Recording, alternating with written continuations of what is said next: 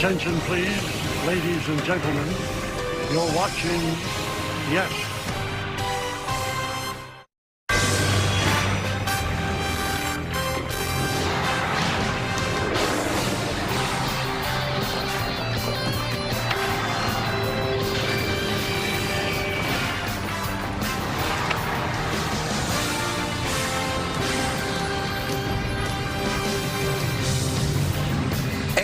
Before the four train pulling into Yankee Stadium, where it is time for baseball. As the Yes Network presents New York Yankees baseball. It's the New York Yankees against the Minnesota Twins. The first game of a three-game set from Yankee Stadium in the Bronx, New York.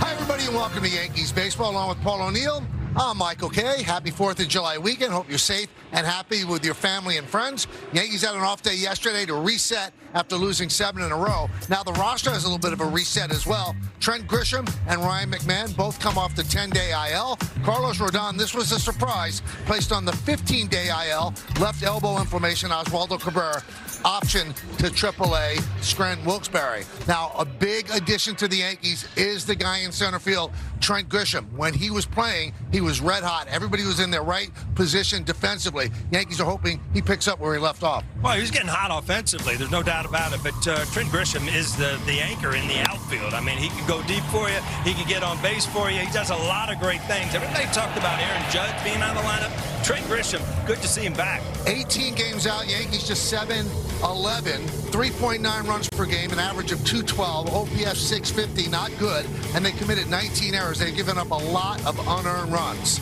But they have to play a clean game tonight with Garrett Cole on the mound. Last 2 starts, it hasn't really been him. What do the Yankees need to do to fix him? Meredith Marakovich asked Aaron Boone that very question. That's next, right here on Yes. Welcome back to Yankees baseball on Yes, where the Yankees welcome the Minnesota Twins for the first of a 3-game series. Hey everyone, I'm Meredith Marakovich. The Yankees will hand the ball to Garrett Cole tonight as they try to get back on track. But Cole has had some issues of his own as of late. He's allowed 9 earned runs over his last 2 starts combined. Over his last 5, he's pitching to a 6.12 ERA. This will be just the 8th start for Garrett Cole since coming off the injured list. And it is clear he is a guy that is still finding his way out there on the mound. That fine line between being prepared, boom, boom, boom, and now going out and getting after it and just letting it rip a little bit. So, we're facing Twins have a really good lineup. So they create some challenges, some switch hitters in there. So I feel like his stuff and where he's at, he's in a place to be able to go out and be really successful. And, it comes down to execution. And if history is any indication, Garrett Cole could have a good night tonight. He's had a lot of success against the Twins in his career. In 6 games started, he is 5-0, pitching to a sub-2 ERA. He's going to get the ball next, right here on Yes. Back here at Yankee Stadium, it is a hot Friday evening as we start the July 4th weekend. Fans filing in the Yankee Stadium. We'll do a fireworks show after the game. Let's take a look at the Twins starting lineup against that man. Garrett Cole, Larnach, Lee, and Clemens at the top. Bell, Lewis, Caratini in the middle.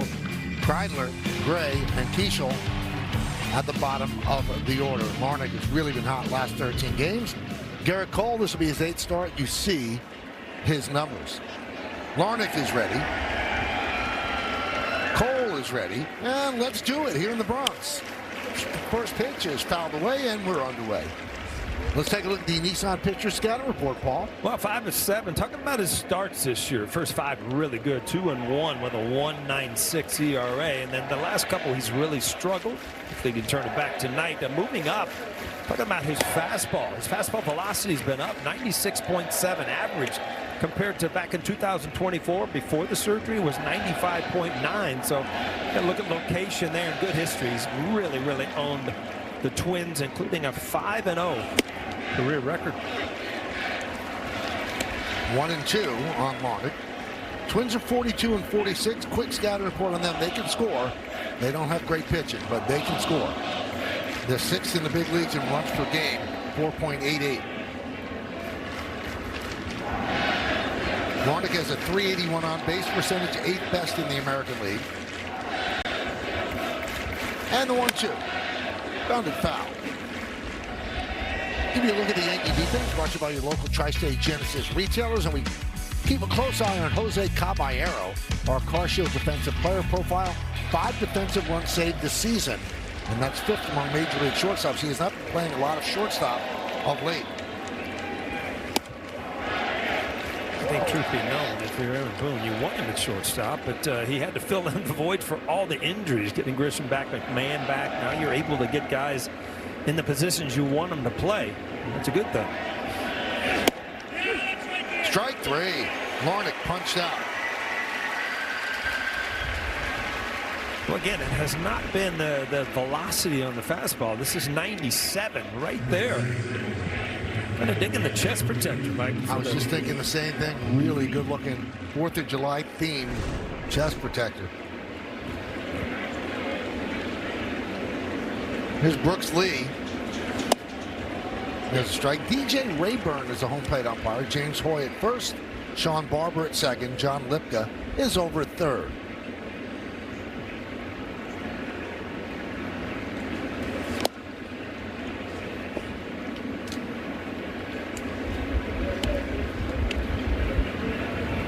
Twins have just taken back-to-back series against the Rockies and the Astros. They had a day off in New York yesterday. Ground ball first base. Goldschmidt flips to Cole. 2 away. Check out DJ Rayburn, umpire scouting report brought to you by your local Kia dealers. Barely pitcher friendly. He's had 64 calls challenged, 32 overturned, more low strikes on righty batters and more outside strikes on right-handed batters. You know, Michael, when the challenge came into play, I thought, what's the difference if it's a hitter or a pitcher's umpire? It doesn't really matter. Well, it still does matter because you're not going to challenge every pitch. So if he's swaying one side or the other, it certainly is important. Here's Cody Clemens, had himself a really good year, 29 years old. He has 14 home runs, 38 runs batted in. Had 3 home runs in his last 6 games. Part of the success of Minnesota recently with the offense has been with Cody Clemens, 14 home runs on the year. All of a sudden, you got other guys showing up, and they're averaging a lot of over 5 runs a game, which is top 10 in the major leagues. Still can't get over the M's on the helmet, Michael. They're messing me up. They look like Marlins helmets. Yeah, it does. 1-1. He's got some good velocity. That was 98 miles an hour. The delayed call. I was getting ready for it. It's got balls right there, and then finally we got the sign.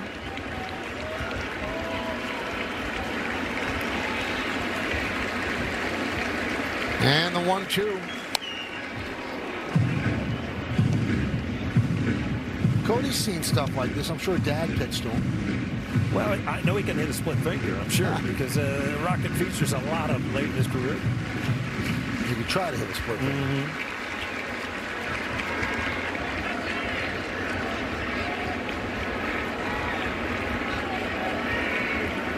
The 1-2. Foul back. Last year, Cody was DFA'd by the Phillies and traded to Minnesota for cash. And now he has 33 home runs in 186 games with the Twins. 1-2. High fly ball, deep left center, going back. Bellinger still back, looking up. See ya. Home run the other way for Clemens. And the Twins are up 1-0. Well, that's impressive right there. We've talked about lefties being able to go the other way in Yankee Stadium. I mean, that's Death Valley out there over the StubHub sign, 300, 400 feet away, 399. Stayed with it like an off-speed pitch. It stayed up in the strike zone. It was hammered.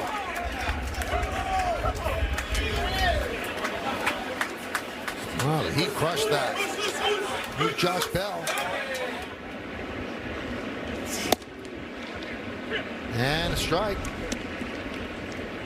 Yeah, just a hanger right there. And as a lefty, when you're able to cover the outside pitch and you get a hanger, That'll speed your bat up anyway and allow you to drive, especially on a hot night where the ball is going to carry really well.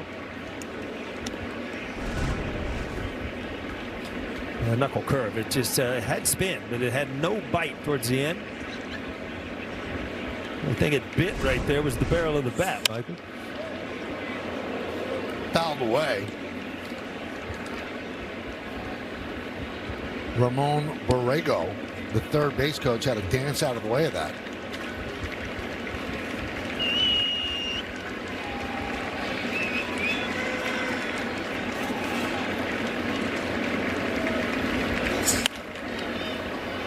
Popped up and out of play. I think you're going to see a lot of this. You see how Garrett Cole kind of turns his back and walks away from the catcher. It gives you a few extra seconds on that pitch clock, which on a night like this can add up.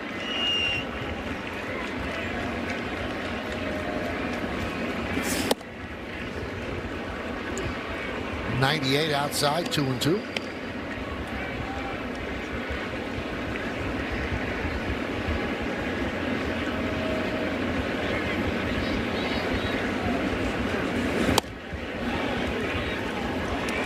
Missed outside.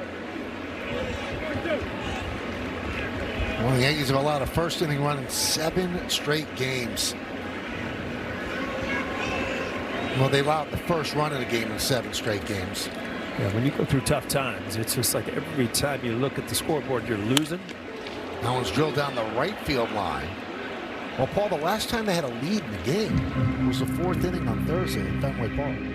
We weren't even together then, Michael. It's a long time ago. Long time. And that was the first game of the 7 in a row they've lost. I mean, you were doing the game. I mean, you were up in Boston. Did you see this coming at all? Well, you could see there were some parts that were misfiring, but then when the defense went south, they were in trouble.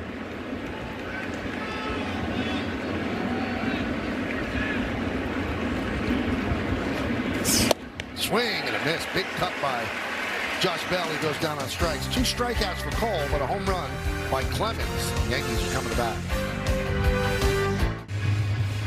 Well, Cody Clemens' home run has given the Twins a 1-0 lead. Now here's the Yankees starting lineup. It'll be Grisham, Rice, and Dominguez at the top. Bellinger, Goldschmidt, and Chisholm, who has 26 stolen bases this season. And the bottom third, Brian McMahon's back in the lineup. Jose Caballero in short, and Austin Wells will catch and bat 9th. And they're going to face Mike Paredes.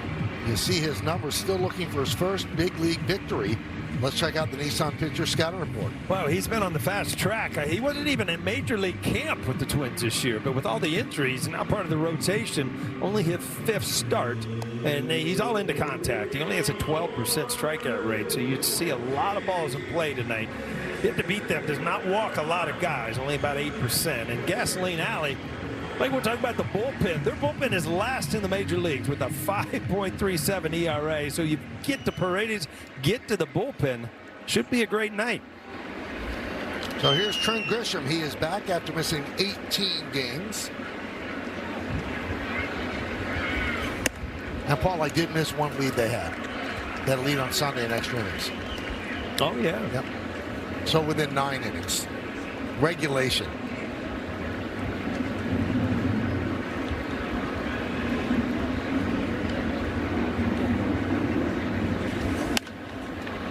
High pop-up. And that's going to make the seats. Well, it's good to see Trent Grisham. We talked about getting him back on the lineup. Good leadoff hitter, sees a lot of pitches. Big time on base percentage, but defensively, I mean, when you get people back to where they're accustomed to playing, you got Caballero at short, McMahon at third. All of a sudden, just like people get comfortable again.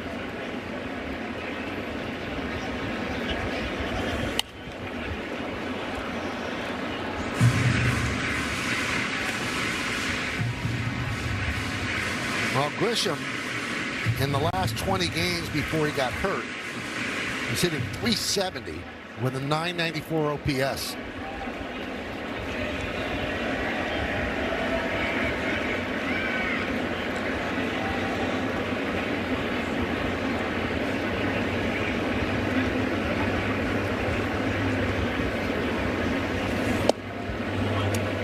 doesn't strike out many people. Strikeout rate's under 12%.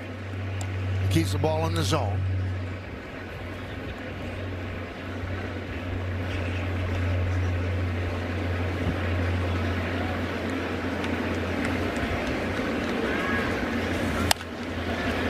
Grounded foul. Check out the Twins defense, brought to you by your local Tri-State Genesis retailers, Lonick, Friedler, and Keishel, left to right in the outfield. And it's Lee, Gray, Clemens, and Lewis. Lewis is new to first base. Caratini behind the plate. He throws out just 14% of base stealers. Some of the weirdest transitions on this team, Michael. You got guys going from shortstop that are now third basemen, second basemen are now right fielders, shortstops that are now first base. They've just shuffled guys around all year trying to find positions. Now, there's one thing that you miss when Grisham's not in the lineup. He's not always going to get a hit, but he always seems to be 3-2. He sees a lot of pitches.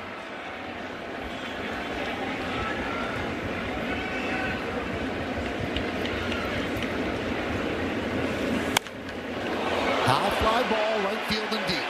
Keishel back, track, wall, see ya. Welcome back, Trent Grisham. Yankees have tied the score at 1. Now, don't run too fast now. You got a tight hammy. Let's go. Welcome back. That did not take long. Trent Grisham was hot when he got hurt. Hopefully he continues. First at bat back. 9th home run of the year.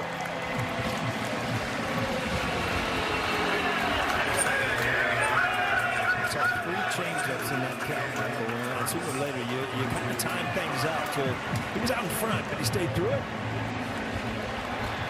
Had 6 leadoff home runs last year. This is the first one this season. Here's Ben Rice.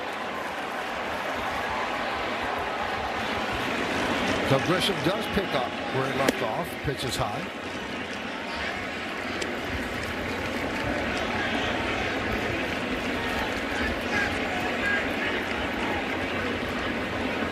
Gave a jolt to that Yankee dugout. They've been struggling offensively. In their 7 straight losses, they've averaged 2.43 runs per game. That is challenging. Yeah, this ball looked called a strike, and it's being challenged by Rice. It was breaking balls. It doesn't look like it got back to the corner. Pitch to the ball. New York has 2 remaining. It's ABS powered by T-Mobile. You know, it's funny, Michael. Oh, wow. I'm looking at this. There's clearly a ball by looking at the pitch, but it only missed by less than a half an inch. Yep.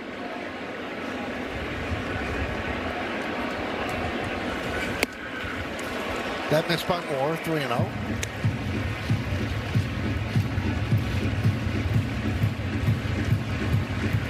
Rice was 2 for 11 against the Tigers, 6 for his last 46. That's 130 over 12 games. And he turned him loose on 3-0 and he fouled the back. Look at Grisham again. Another changeup stays with him. It ends up on his back knee to stay through it. You thought off the bat you didn't really know, but that ball went in the second deck, I think, Michael.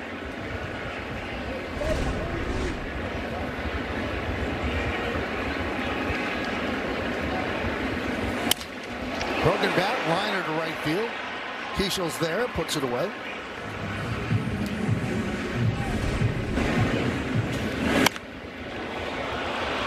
Let's see what that did. Did he get to the second deck? Yes, he did.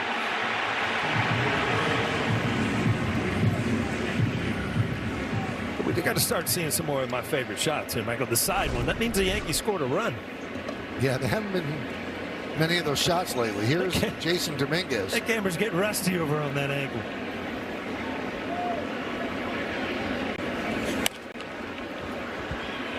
Oh, and 1 on Dominguez. Like I just happened to look. I know it's really cool to be dapper and nice and dressed up, but sitting behind home plate, the man in a suit and tie. It's 100 out here. We have that on. Well, you know, we're not sitting down in the stands, though, where you're supposed to relax. Trying to uphold an image up here, you know? Some people relax when they look sharp. Look at him. He looks great.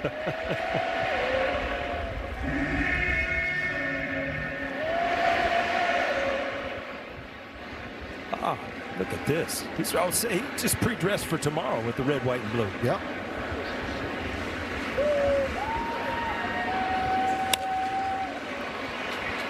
into right center.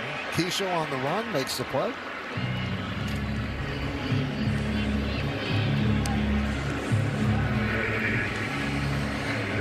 You see, we talked about contact, and other than Grisham's, who saw a lot of change-ups and finally timed one up, the last two at-bats with Rice and Dominguez off the end of the bat with guys just out in front of off-speed pitches.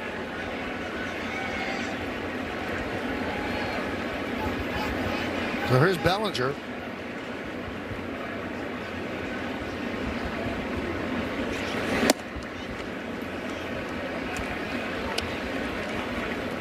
I don't know that I've ever seen with the pitch clock somebody have to stand there that long. It's like you almost want to just call timeout. Yeah, he's using the whole clock. 5, 4, 3. There you go. Now, I know you're rooting for a quick game, Paul, because you have to go to the Garden for the Taylor Swift, Travis Kelce. You know, Kelce is an Ohio boy. You know, I told him he'd be there after the game. You know, That's it's just nice the way it is. Huh?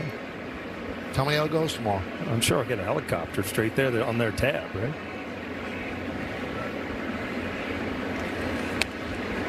Three and 0 on Bellinger. They got to be broadcasting on a big screen for us, right? You In the think? Garden today, huh? Don't you think? Oh, I'm sure we'll see it somewhere.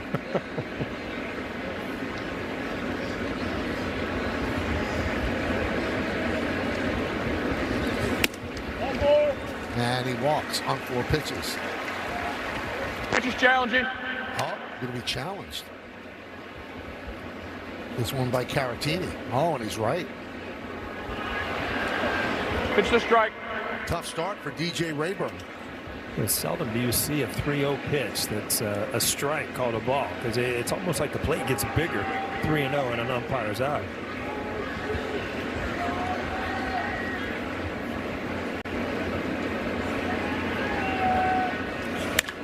That one is ripped to right field. And right there is Keishel, who makes all 3 putouts. But this one, he could not make a catch on. Coming back after missing 18 games, down to 1 knee, into the second deck. Tie game at 1. The Yankees baseball on Yes is brought to you in part by Delta, the official airline of the New York Yankees. Delta, keep climbing. 1-1 as we go to the second, and here's Royce Lewis. And a strike. Royce Lewis struggled this season. And then he was sent to the minors for a couple of weeks before coming back last month. He's been better since coming back. Also moved from third base to first base. And he's been working with former Twin Justin Morneau on his defense at the new position. And he actually played well in AAA. This guy's got so much talent, Paul, but he hasn't been able to stay healthy either. Yeah, he's had a ton of injuries, but he was, to your point, Michael, the first overall pick in 2017 of the whole country. So we thought he was going to be a sure shot.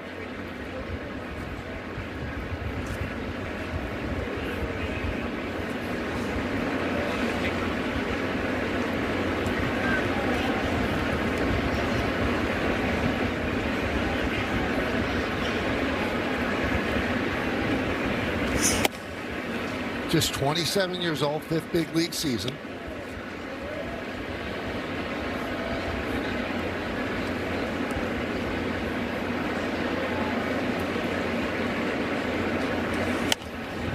Fouled away. You know, Paul, I think you might have been right. With what? The guy got hot. He's gone. Yeah. The suit and tie was too much. He got his television time. He said, I've had enough. I'm going to go put a T-shirt on.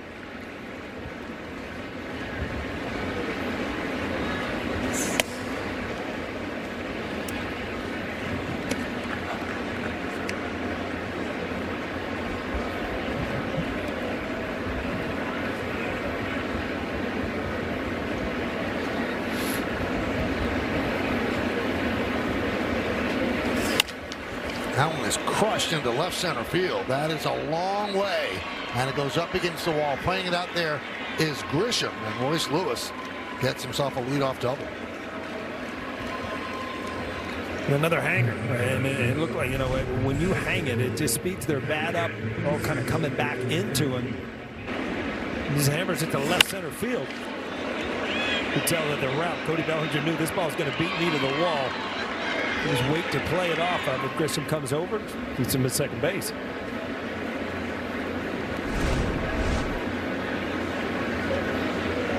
So here's Victor Caratini with Lewis leading off second. And a strike.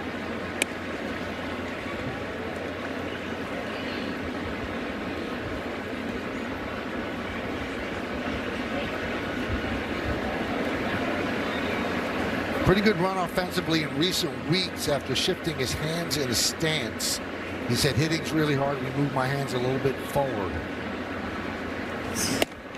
What does that do, moving your hands forward, Paul? Well, a lot of times if you're not loading back and you start with your hands back and they kind of drift with you, then you're in a bad position. So if you start with them up a little bit, your tendency is to load them back where, you got a better chance to drive the ball. Watch those hands. They'll probably go back. Yeah, see, they start to go back, and that gets you on your backside before you transfer into the ball. Caratini is a switch hitter, 247 average against righties, 234 against lefties.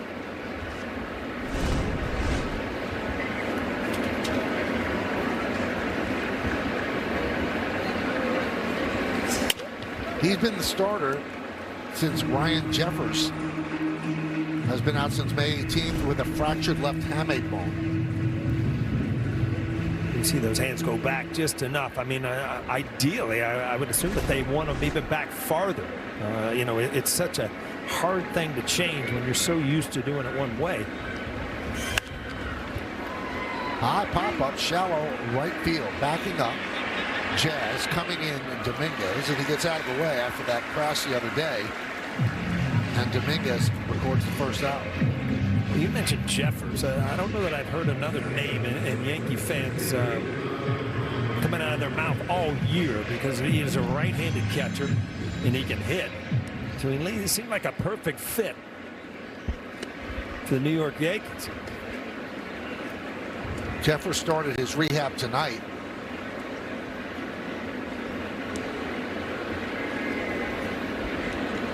Here's Kreidler, and he had a single in his first at bat.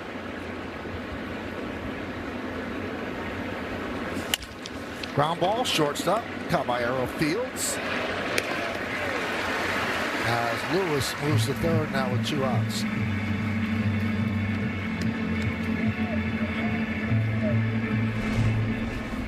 Again, not even biting at third base. Notice with 1 out, get the sure out, go across the field. Allow Cole to try to get out of this inning now with 2 outs. A lot of times a base runner running in front of you will kind of divert your attention, where you think about going to third and then you end up getting nobody.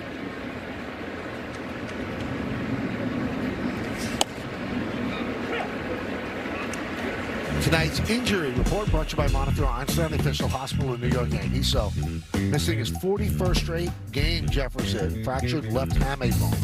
We told you began his rehab assignment. He got off to a good start before that injury, though. And he's going to be a free agent at the end of the year.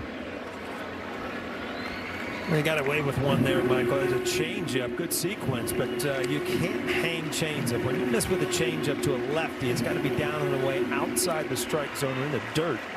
This ball kind of sat up over the middle of the plate and was fouled back, luckily.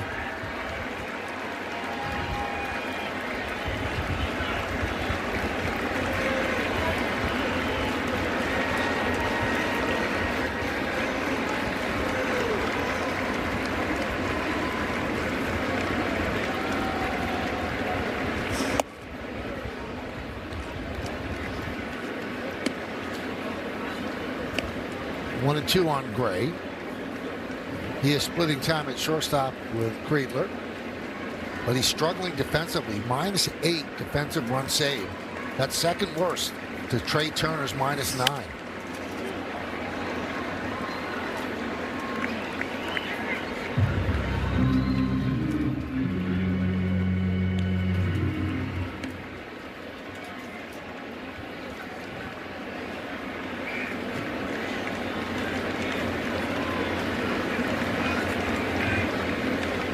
Cole steps off.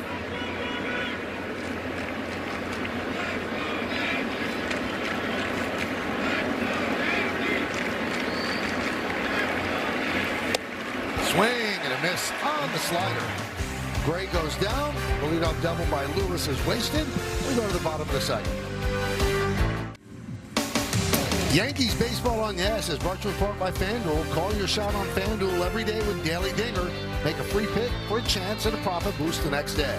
Like Tunnels to Towers, donate $11 a month and amplify your impact with a car or land donation by Sage, private accounting software provider of the New York Yankees, and by Optimum Fiber, famously fast fiber internet.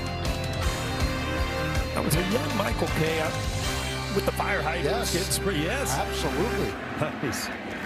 So did somebody figure out how to do it, or one of the dads would come out with a big wrench, and they take the cap off, and then they would turn the water on, and you would just jump around in it for hours. That's how you did it.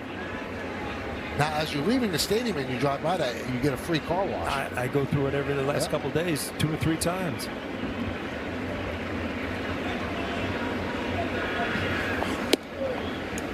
That's a tough ride home in your convertible, isn't it? If the convertible's down, yeah, you're not in good shape.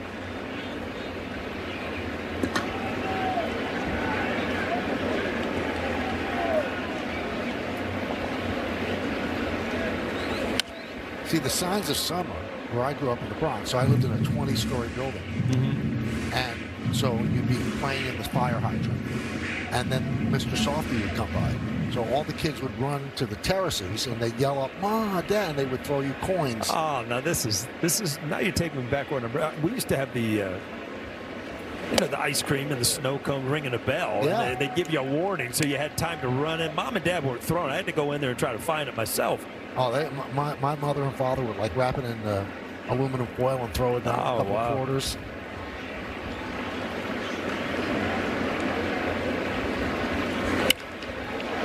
And Goldschmidt hits one to center field.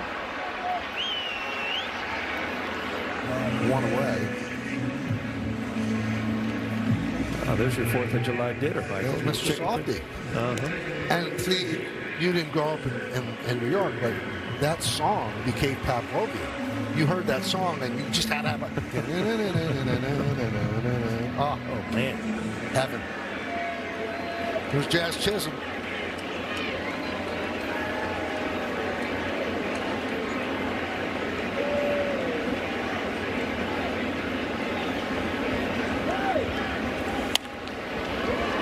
Now, Mom and Dad throw down a couple of quarters now. I didn't get any. No. You got a couple of bucks after you float down. To fly down a couple of dollar bills. Yes. Or Venmo to the kids.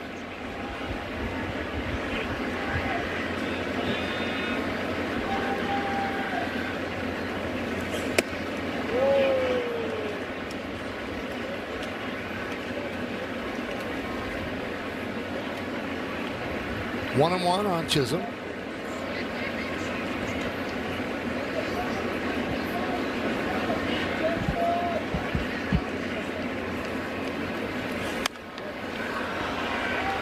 Popped up. Clemens makes the call and the catch. Called off Lewis. 2 down.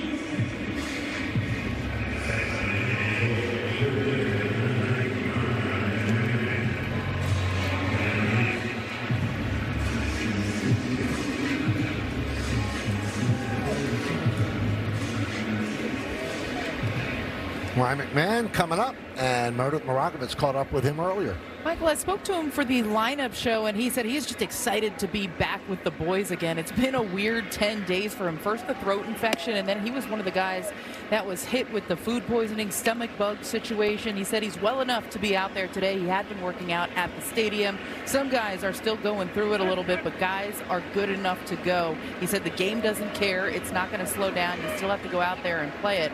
As far as not trying to do too much at the plate, he said it's all about passing the baton, staying within yourself and trusting the guy behind you. He hopes he and Trent Grisham are able to provide a little bit of a spark for this team. Trent Grisham already did that. We'll see if Ryan McMahon can do the same. And Meredith, the stomach distress, I mean, he couldn't even play in a rehab game. So 2 games that he was supposed to play and he didn't. So he's coming in here without any rehab at all. And I asked him what told you were still okay to go, and he said the fact that he had been working out and going through everything, hitting in the cage, fielding out on the field, he didn't feel like he necessarily needed that rehab game. And let's be honest, the Yankees just needed him and Trent Grisham back in this lineup. All right, so his throat was hurting, then his stomach was hurting, now he fouls the ball with his foot.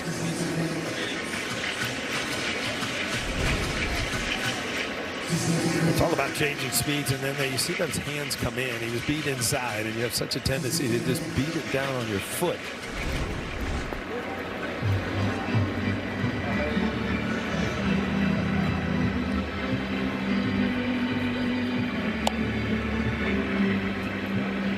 His lips, it's fine, it's fine.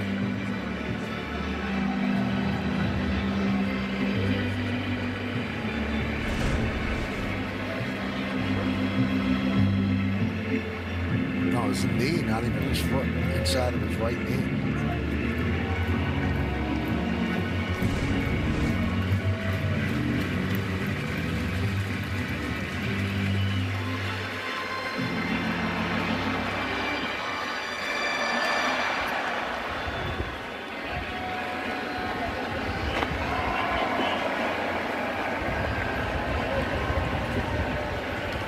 One game, bottom of the second. First game of a 3-game set, Yankees and the Twins.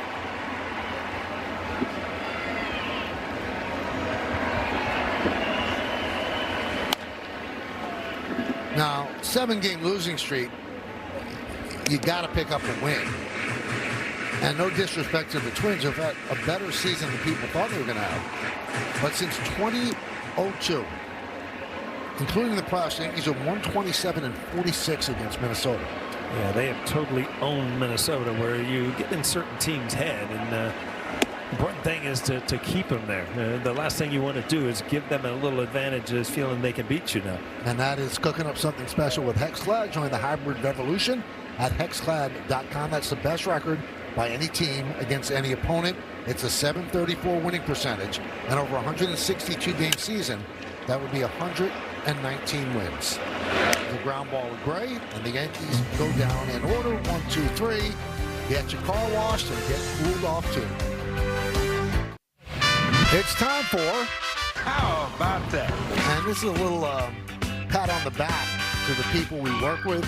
Yesterday, we received 27 New York Emmy Award nominations. So proud of our great director, Dan Barr, our producer, Troy Benjamin, live sporting event, single coverage, the game against Seattle where Brian Rule had that no-hitter, and live sporting event for the season, Yankees baseball. And see that picture on the left there?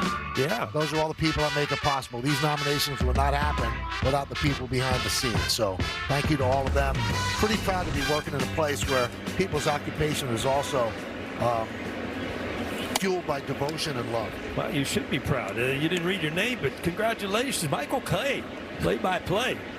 Also have to give some love. Ryan Rucco also was nominated for play-by-play. You know, I didn't vote for you, but I gave you honorable mention. You know, I had you on the list. I appreciate it. That Yankee one fan. is a foul ball. You're lucky. You're lucky to be here, Michael K. Believe me. Oh, thank you. You coached me for 20-some years. I can say that. Can you believe it's 25? 25 years. I was trying to say 20-something, like it was just 20, but yeah. That's 25.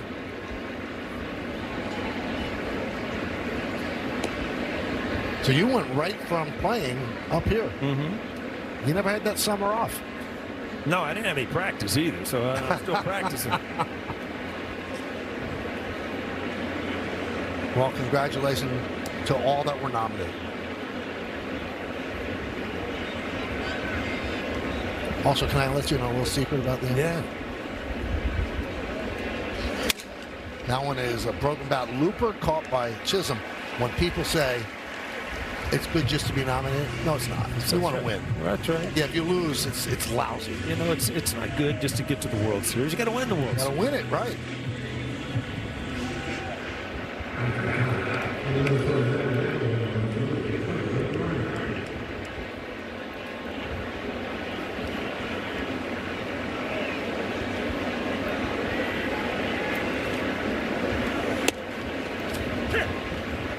Back to the top of the order, Larnach takes a strike.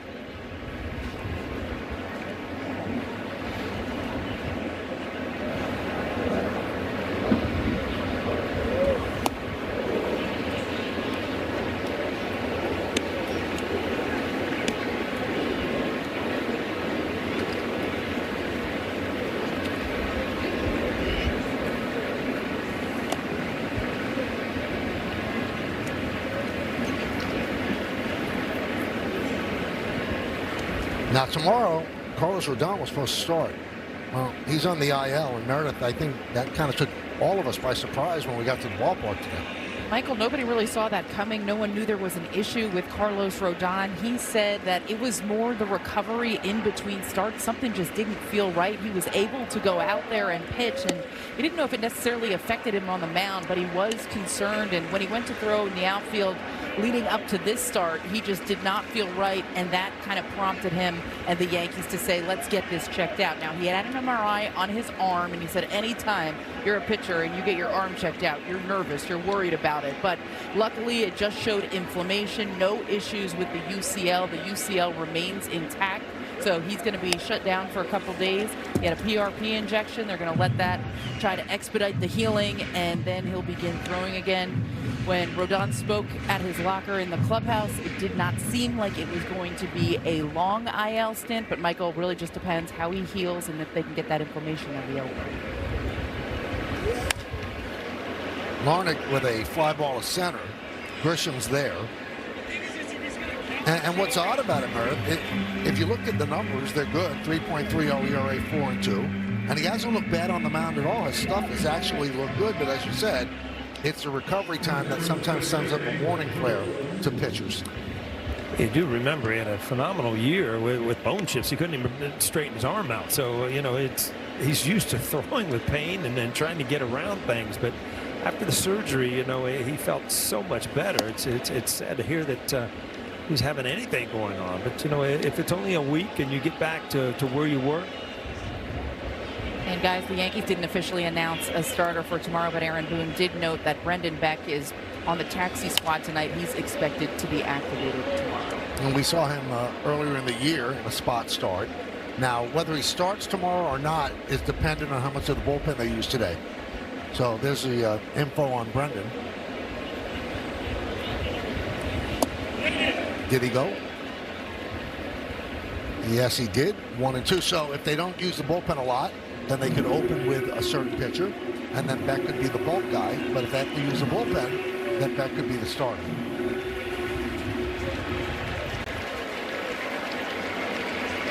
And Zebby Matthews will start for the Twins.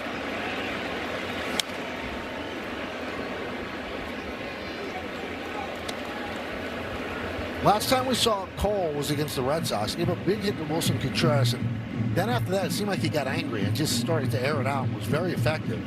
And Boone said he was a little tentative and then just let it fly.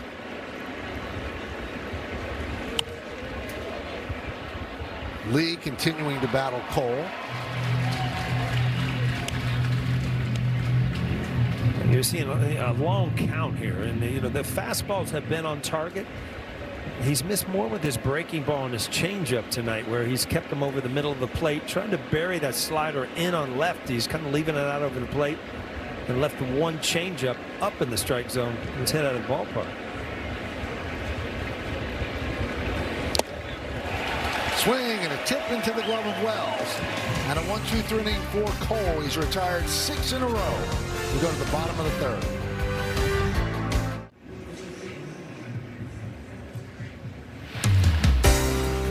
It all looks lovely right now, but there are signs. There are signs, and because of those signs, they put the tarp on the field, and we are in a rain delay. Not yet any rain, but it's coming. You see that little windmill device there? It's really flapping all the flags over the grandstand. Old Glory flapping in the wind as well, so the rain is moving in. You see some lightning as well. So we'll come back here to the stadium. And on the other side of that commercial, we'll talk with Justin Shackle, Jack Curry, and Dylan Patansis.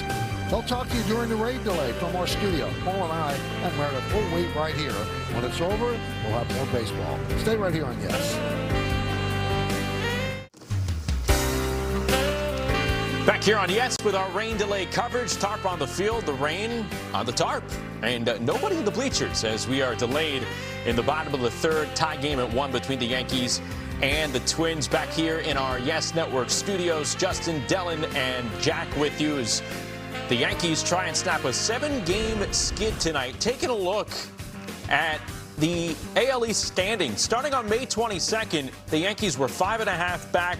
You fast forward a little over a month from there, the Yankees with a 3-game lead, and then fast forward to today, a 4-game deficit now for the Yankees. So a lot can flip on a dime week to week. And for those maybe dismissing the Rays, Jack, at some point this season, thinking that they're going to teeter off a little bit, I'm not so sure. Bottom line, though, the Yankees with their recent play, they led a thriving Rays team at the moment get right back into this division race. Yeah, I wouldn't dismiss the Rays even after they had a 9-18 stretch, and look at their record now and then subtract the 9-18 and see what kind of run they've actually had at a couple of different points this season.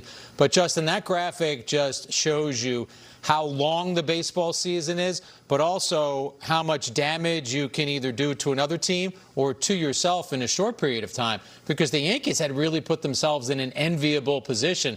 But this current stretch of 7 in a row, 10 of 12, they've now found themselves, Dylan, looking up at the Rays once again. Yeah, I mean, it depends the time of year. The swings have been, you know, swayed in one way or the other, right? The Rays first, then the Yankees, now the Rays again, led by Caminero, superstar. That guy's been carrying the Rays team, the offense at least, and the pitching's done a great job. But this division's going to be a battle towards the end. That's what this is telling us. Obviously, Yankees coming off a bad streak, but, you know, the Rays continue to put the pressure, and it's going to make them buyers going into the break, and usually we don't see the Rays buying as much. They're usually trying to sell some of their guys. So it's going to be interesting. It's going to be fun. Not the teams that I predicted going in. I had Toronto and Yankees fighting it out, but the Rays have been doing it all season, and it's going to be a fun race. Jack, I see you looking back at that sky. How's that breeze feel for you?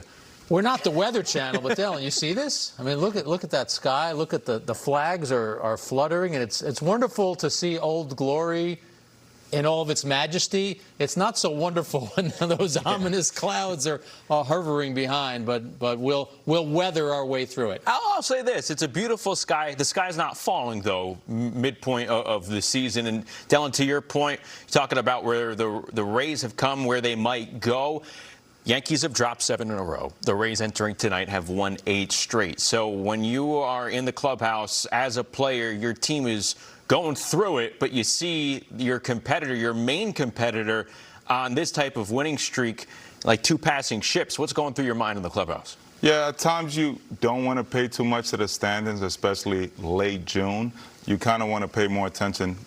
Derek Jeter always said, like, when it comes to September, that's when you start kind of noticing where you're at in the standings, and then you kind of lock in there. But, you know, you feel it. You feel the pressure. You just lost 7 in a row. And then you see the team that's leading the division in the Rays. They've won 8 in a row. So you kind of feel that, and you don't want that to get to you. At the end of the day, you can control what you can is perform out on the field and worry about you can't worry about the opposing team. You got to figure out how you can get better and how you can help the team win, and eventually those things will lead for you to win the division. Having covered a lot of winning teams and losing teams and been in those clubhouses, I will also add this. The Yankees aren't surprised to be where they are right now because of the way they have been playing. We gave the numbers on our pregame show. In the last 12 games, 17 errors, 23 unearned runs. They have a chance to steady and stabilize themselves. And one of the things I think they're probably saying to themselves is, okay, this will be the worst stretch they have all season long. They're never going to play this poorly again. They got 2 important pieces back tonight in McMahon and Grisham.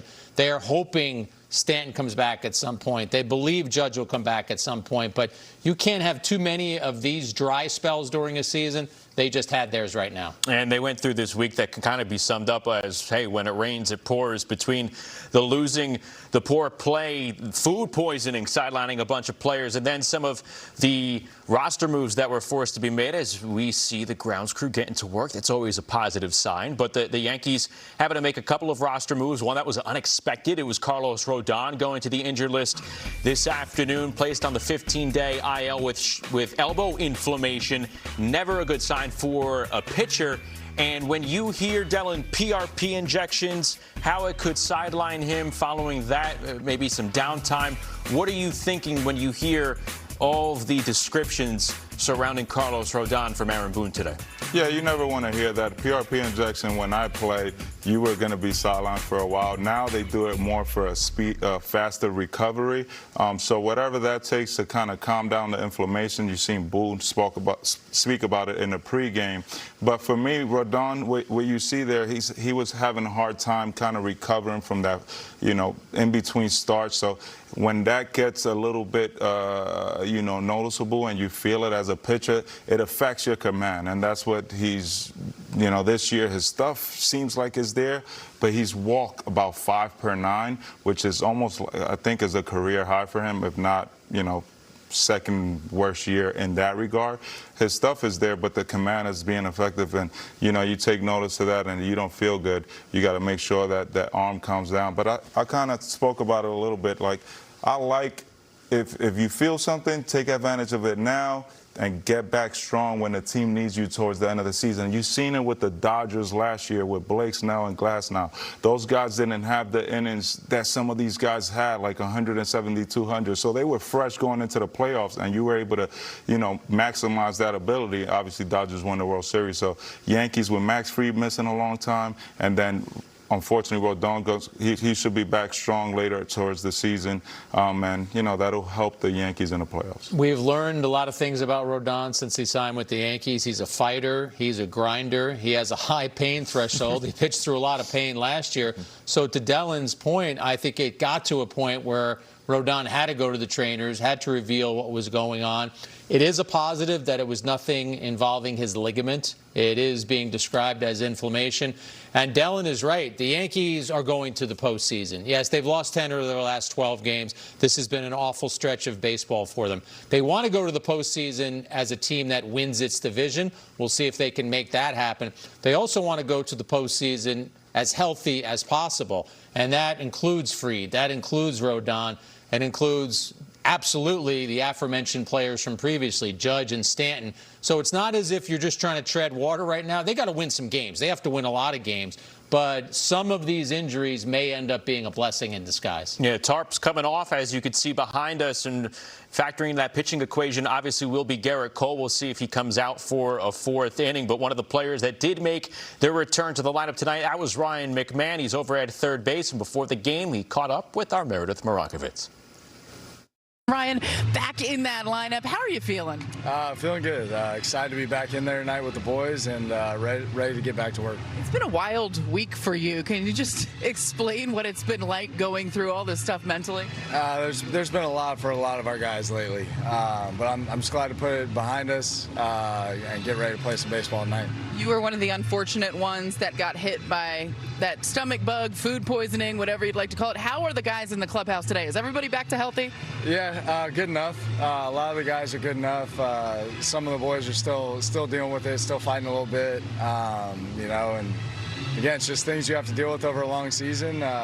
The game doesn't care. There's a game going on, and we got to figure out a way to win. Now, you were supposed to play in some rehab games, never got the opportunity due to that sickness, but what tells you you're ready to get back out there? Just feeling better.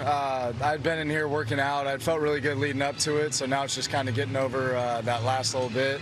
Over the little bug that's been going around, and I think I'm past it enough and ready to get going. This team has been struggling. It's no secret. What type of life do you think both you and Trent Grisham back in the lineup could inject into this team? Hopefully it's just a little spark, Hopefully, just a little something that gets us going. It's been a tough week, but that's baseball. That happens, and I think it's time for us to get back on the right track, though. Aaron Judge said the other day that he thought maybe guys are trying to do too much in that batter's box. How do you make sure you don't try to do too much when you're out there? I think it's just about passing the baton. I think Cap's he's got a good pulse on it. He's been watching all the games, staying locked in. I think we just need to go out there, do what we can do, stay within ourselves, trust the guy behind us, and keep stacking good at bats. Why do you think, I know you weren't out there on the field, but you were watching from the dugout when you were on the IL, just why do you think it's kind of fallen apart a little bit for this team as of late? That's just kind of the game. It kind of goes through ebbs and flows, and we were just kind of in a low flow, and we run into some teams that were playing some really good baseball, some pitchers who were throwing the ball really well, and sometimes it just looks ugly, and I hate to say it, but it's super cliche, but that's just baseball. Sometimes you just run into a good team and you're playing, not your best that day, and things happen. So it's about today. It's about trying to win the game today, and we're going to go out there and try to do our best. Well, today you welcome the Minnesota Twins to the Bronx. They've been playing some good baseball as of late. What's the biggest key against this Twins team? I think it's just staying within ourselves, kind of like we talked about, not trying to do too much, play a clean game, take care of the baseball, stack good at bats, and then look up at the end of 9 innings. He is Ryan McMahon back out there tonight. Ryan, thanks for the time. Yeah, thank you. Ryan McMahon back in the fold. We'll take a break and we'll come back as the Yankees look to retake the field following this rain delay winding down. Keep it right here on Yes and the Gotham Sports app.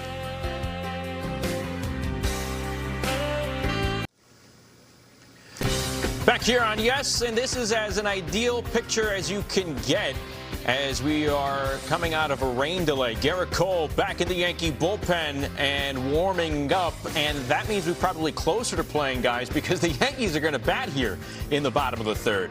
8:45 officially the start time. And what an encouraging sign for so many reasons. We talked about the fact that Cole had thrown 56 pitches through 3, so there was still some meat on the bone, so to speak, for him in terms of a pitch count tonight. Dylan, you mentioned that perhaps anything under an hour, you'd love to see your starting pitcher go back out there. And I think Gerrit Cole's sending a message tonight. We know that the Yankees could be lean in their pitching staff tomorrow, calling up a kid from AAA and back. They could use another 6 or 9 outs from Cole. I mean, you need this from your ace. Gerrit Cole's been their ace, the previous year, so he's stepping up in this role where they need the innings from him. Like you said, you have the guy coming up tomorrow that Boone wasn't sure how they were going to use him. Was he going to start the game or kind of come in the middle of the game? So definitely ideal seeing Cole there, and kind of a little weird of a situation because he's kind of warming up as almost like the visitor, but we're home because you have, he got their guy has to go out first usually. Cole goes out there plus, so it's kind of a little weird, but good just to see him back out there and continue what he's done the first 3 innings. Yeah, you mentioned the pitch count at 56. We know the situation coming back from Tommy John surgery, rain delay into the equation. What's the leash looking like for Cole right now? I think they'd love to get 2 more innings out of him. I mean, it could be another 30 pitches or so. He's obviously warming up in the pen, but I will also say this about Cole. We just complimented Rodon for letting the Yankees know that he was feeling something in between starts. Of all the pitchers I've covered in more than 30 years of covering baseball, I would say that Gerrit Cole is as in tune with his body and his arm as any of them. So I imagine that this was a conversation down between Boone, Blake, medical staff, trainer, if they had to be involved in terms of, hey, how are you feeling?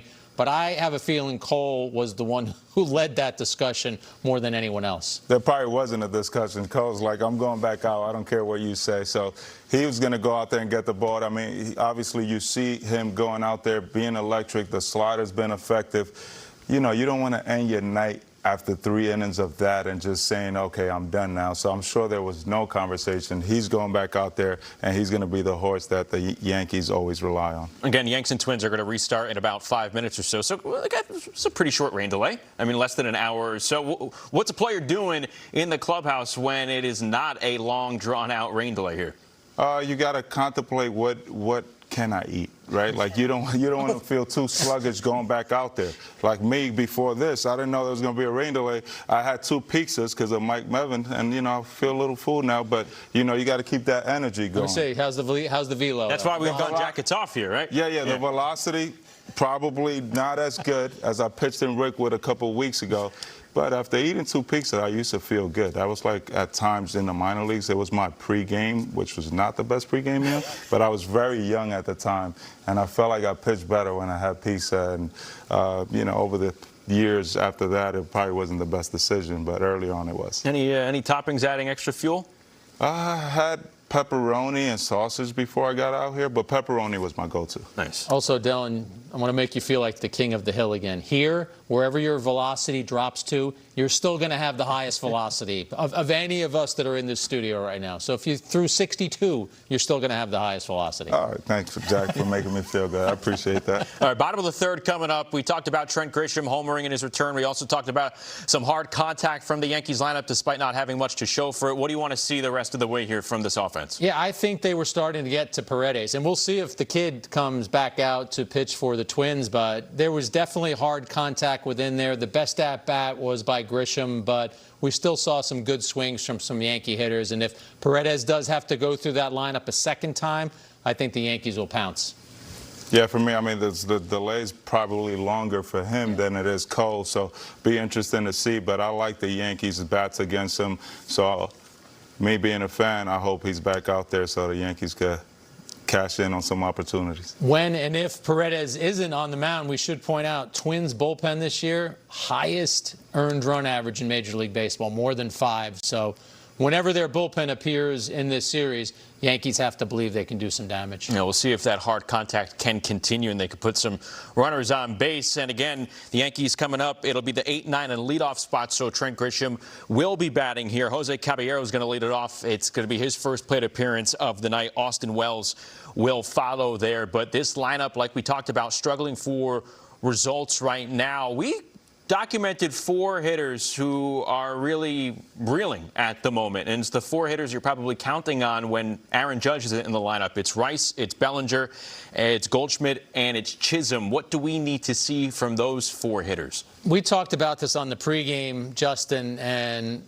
feel that whenever hitters are not doing exactly what they want to do, what do they talk about? They talk about their timing, and they talk about pitches that they missed. And I think within this drought that the Yankees have had, there have been so many times where you've watched a Bellinger get a slider that maybe he thought he should do some damage, foul it back and shake his head.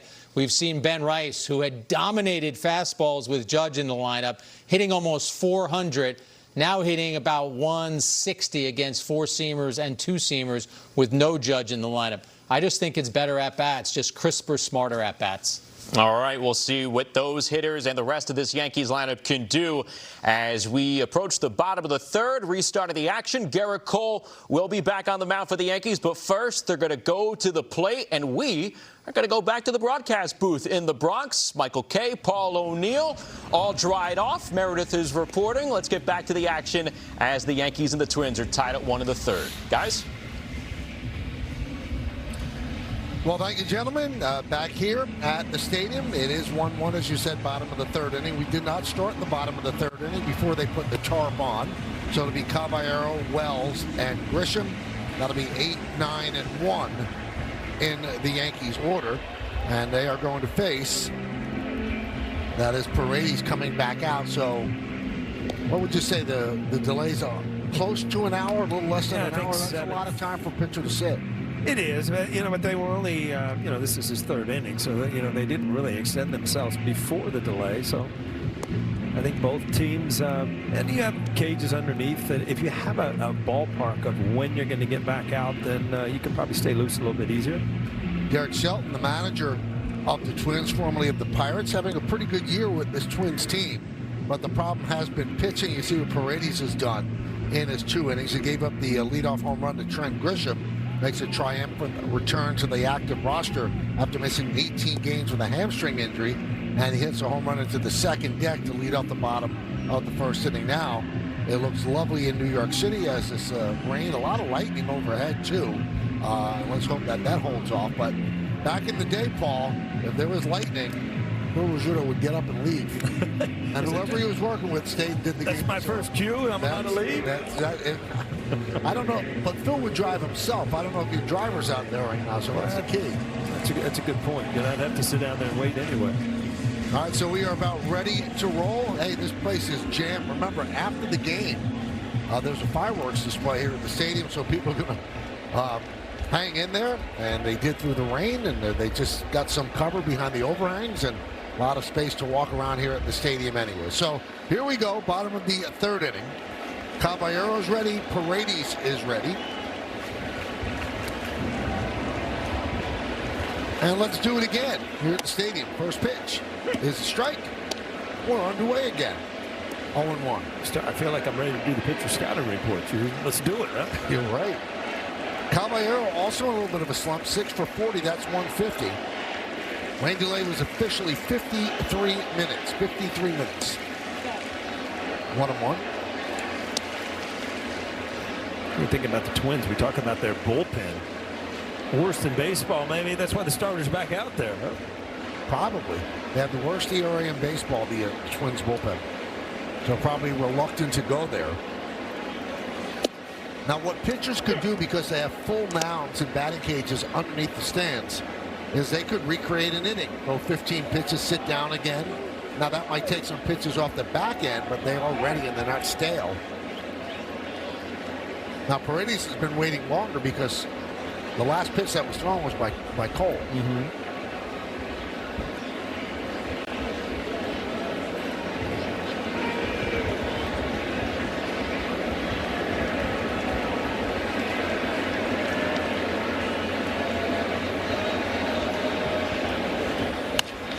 Ground ball, third base, Brooks Lee. One down.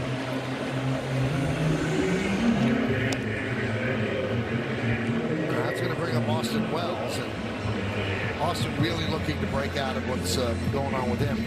3 for his last 43. That's 070. And on July 3rd, it's hard to believe that a guy who's historically been at least a league average hitter has 10 RBIs and just 4 home runs.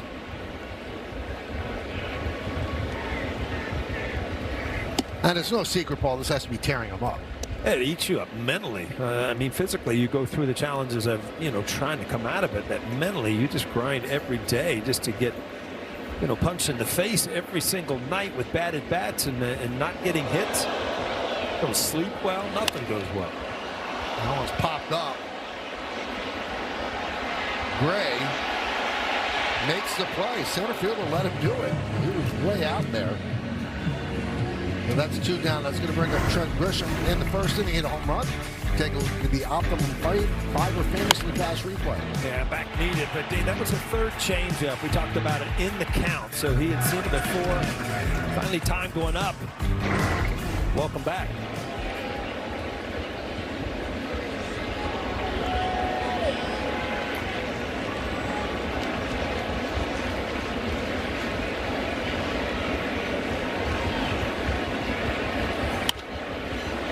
I was in the car the other day, listening to 70s on 70 on Sirius XM. Yeah.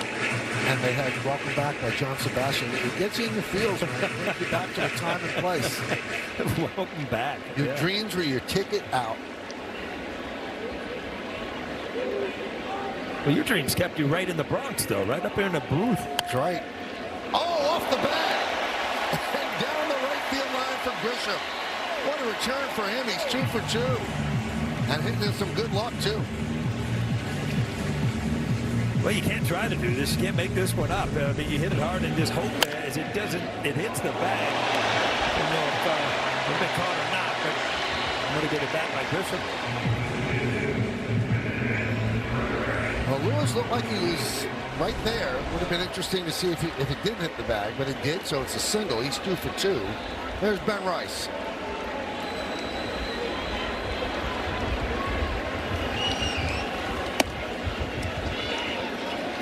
One and 0.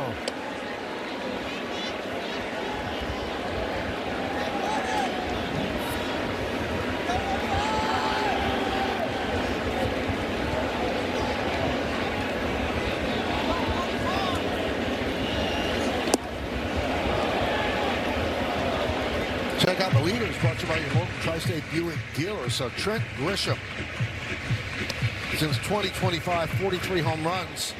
That's 3rd among center fielders, 3rd in RBIs, 1st in on-base percentage, and 4th in WAR.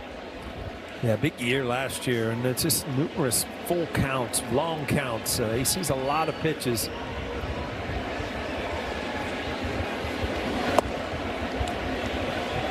So 3-0. He was 3-0 in the first inning and got a green light, fouled that off, and then hit a fly ball right. So then 6 for his last 47. Dominguez on deck. We're in the bottom of the 3rd inning, 1-1 game.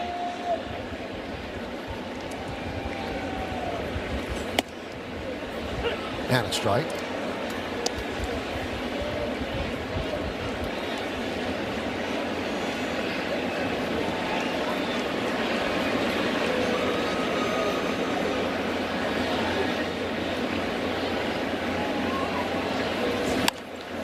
Fouled away. 3-2, so that'll set Grisham in motion. 3-2, 2 outs. I don't know about you, Paul, but usually when it rains, it gets cooler. It feels a little stickier. I don't think it rained hard enough. It just kind of got the field wet. It was water in the streets for the fireworks, so nothing bad happened. Runner goes, 3-2. Drill deep to right. There it goes. See ya. A bullet home run into the short porch. A 2-run shot by Rice. And the Yankees lead 3-1.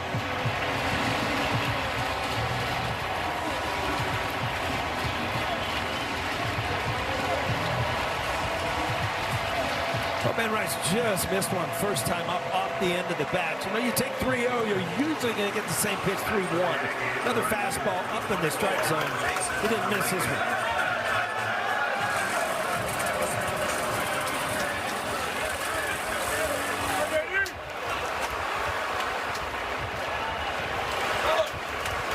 '24th home run, RBIs 55 and 56. Dominguez fouls it off. Well, it's good to see some good swings, and you just see the ball right there. No doubt about it, off the bat. And I'm just looking at the board, Michael.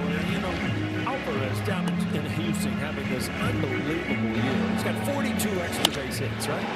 That was Ben Rice's 41st extra base hit. That just goes to show you what he has done before this little blip that he's gone through right now. Squib the other way and into the outfield. Knocked down there by Lee, and that holds Dominguez to a single. Yeah, Lee went a long way. No chance, obviously, to get Dominguez at first, but it kept him from going to second base right off the end of the bat like a pull cue. But he ran it down, knocked it down to keep it from going down in the corner. He could have got a sure double. Dominguez runs well.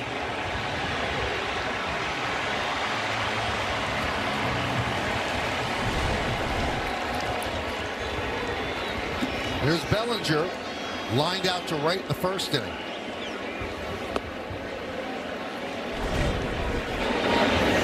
See Dominguez on the side. Yeah, he got it. Approves.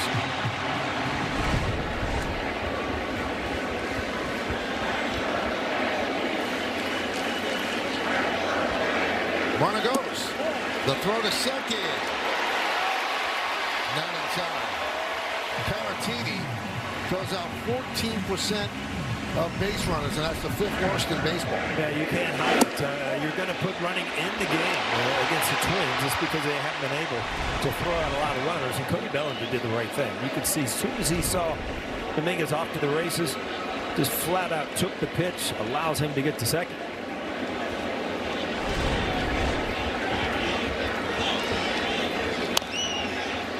Two and one.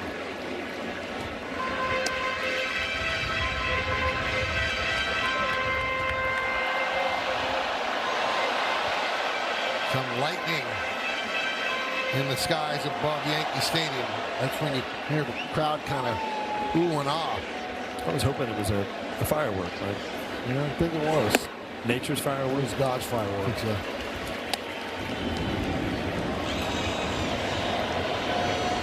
Garrett Cole electing to warm up in the bullpen rather than behind the dugout on the mounds there. The thing about being out here is, you know, you've got the heat, the humidity. Instead of going under, you know, in the tunnel with the cool breeze, you're better off getting acclimated back to the heat. And that's ball 4, but Catcher's challenging. is going to challenge.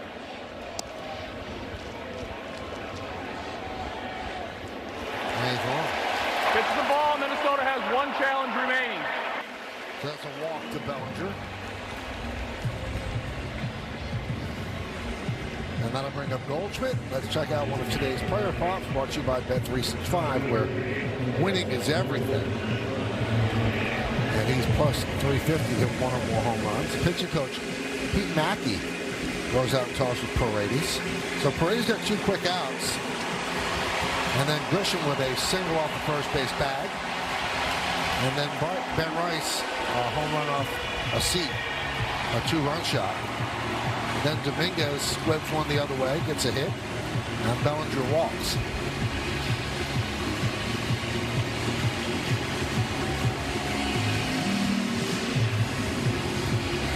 So the home plate umpire is going to break that conference up.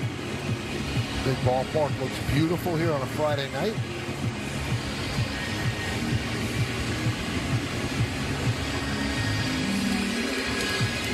You see there's still some rain falling.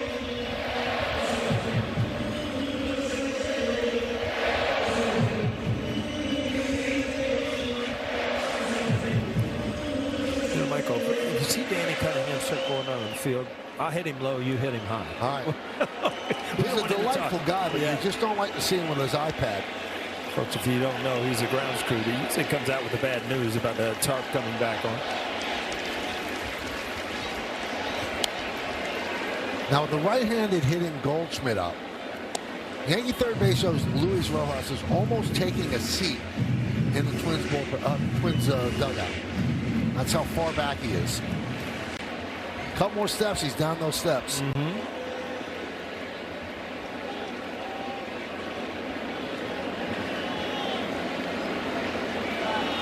Now the new rules this year, you can go back as far as you want.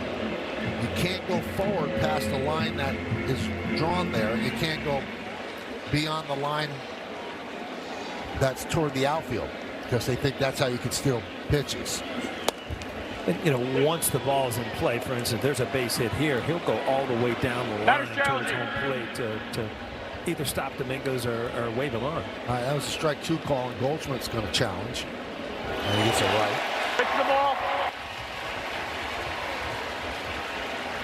That's in our bucket, Michael. Remember, we're going to bucket some challenges. I mean, that's 2.5 inches. That's a miss.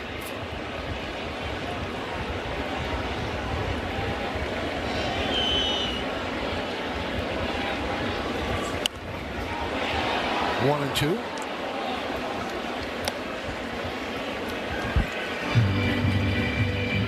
That was, by the way, somewhat historic. That's Goldschmidt's first ABS win. He's now 1 for 5.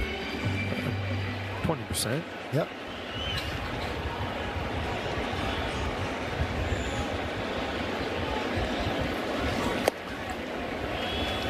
Two and two.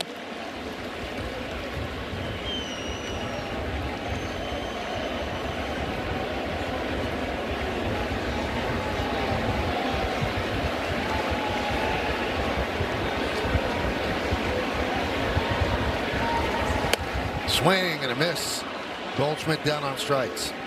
But the Yankees have taken the lead. They scored 2 runs on 3 hits. They lead 2, but this one swing, a 2-run shot off the bat of Ben Rice. When it lands, Yankees lead by a score of 3-1.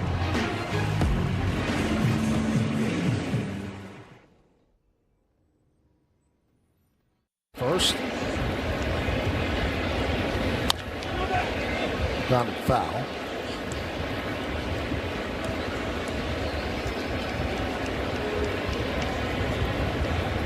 Now, the trade deadline last year, the Twins just decimated their roster. They traded seemingly everybody. And the thought was they were not going to have a good year this year. And they've actually held their own in a weak American League Central. They're 42-46. Now, Clemens hit the home run in the first inning, signaling the exit velocity presented by Spectrum on the home run. Went the other way. 102.4 and traveled 403 feet. Hit sharply and off the glove of a diving Goldschmidt. It goes into foul territory. Clemens is going to go for 2. The throw from Goldschmidt is not in time.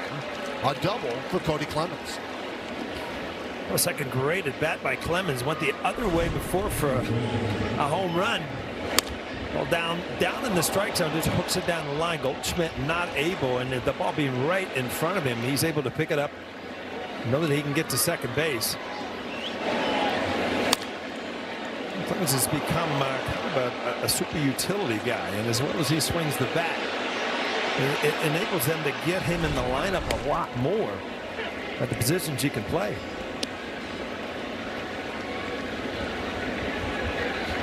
Oh, 0-1 on Josh Bell, who struck out in the first inning.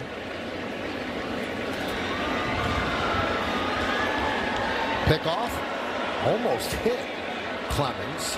Somehow Caballero kept his concentration and made the catch.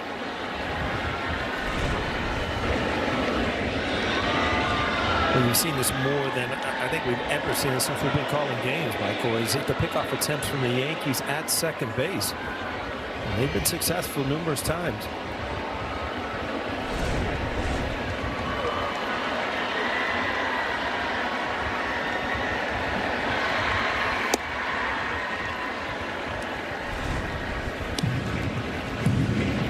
Looks like Clemens is tipping signs there. You know, it's so obvious that players are doing this now. You almost wonder if it's almost trying to get in the pitcher's head, trying to get the catcher's head, because you know, when you're really giving away signs, it's very secretive. And what you're doing, a small gesture. I mean, we got guys doing cartwheels out there now. Yeah.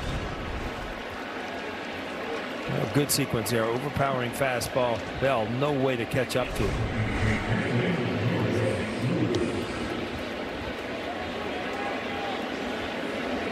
Fifth strikeout for Garrett Cole. Here's Royce Lewis. He had a double his first time up. 1-0.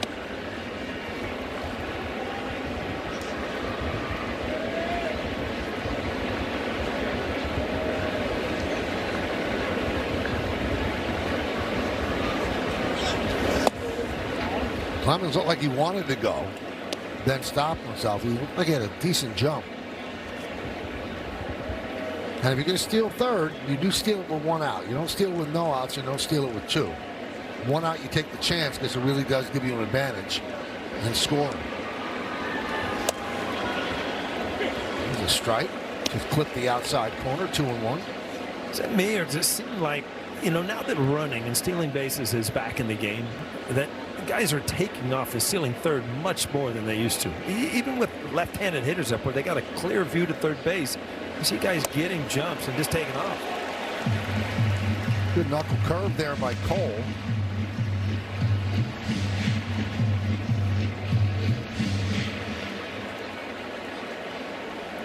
Looks like a full house here at the stadium on this Friday night. Rooting for the Yankees to snap this 7-game losing streak.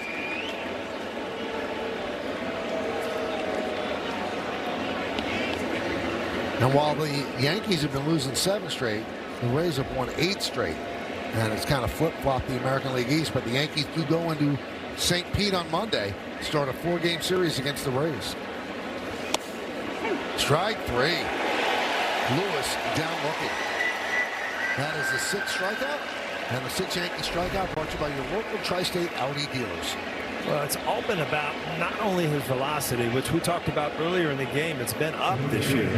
It's about his location tonight, and this is just a picture-perfect pitcher's pitch. Strike 3 on the outside corner.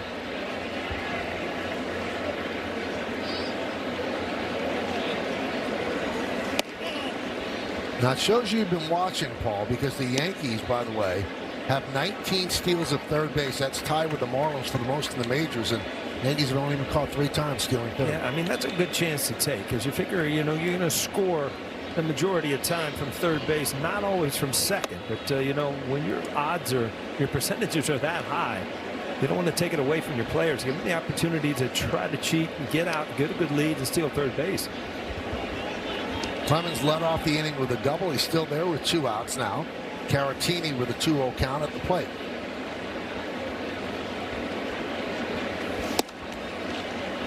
A strike. His velocity has been sitting 97, 98 all night. So the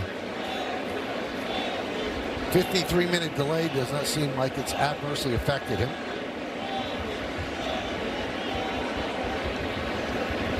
2-1. 2-2. Yeah, I wonder when he got kind of the new old-style wind-up, that if it would be that much different from the stretch. But, I mean, his velocity is really not changing.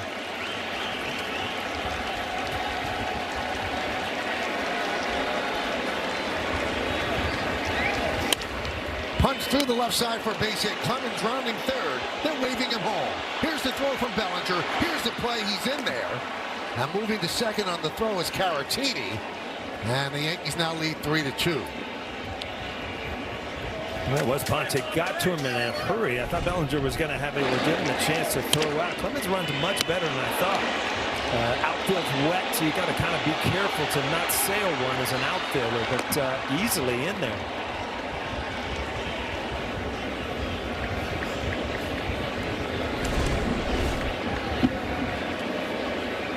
So going to second on the throw looms large with Kreider up now.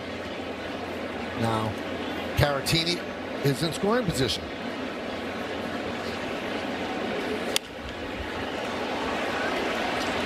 Kreidler pops it up. Who's going to get it? No one. As Wells and Goldschmidt run into each other. It was there to be caught, but no catch. Yeah, you see Wells as a catcher. I mean, that's way out of your district there to make a play. A much easier play for Goldschmidt, but he went a long way to get up. And this is just an easy play from Goldschmidt.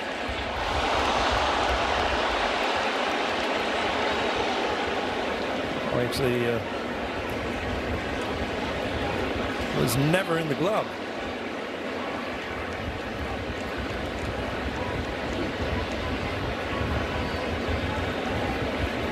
Had scored no play. No one gets an error. But it is a strike on Kreidler.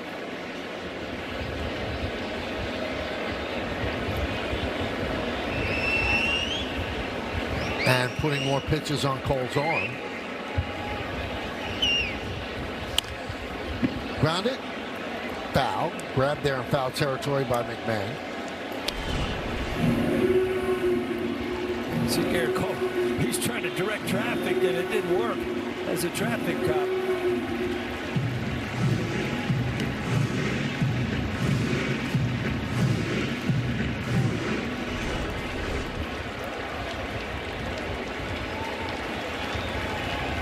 Hedrick's up. Grounded foul.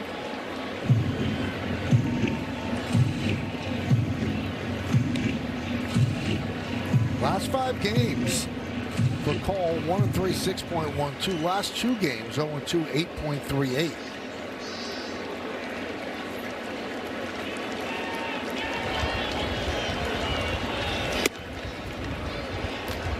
One and 2. Some fireworks starting. I told you it wasn't lightning, like a little fireworks show.